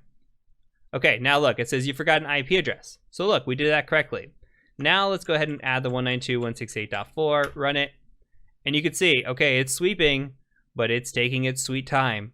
Especially for the IP addresses that are going to hang, like if I don't have a .2 or .3, it's going to take a while.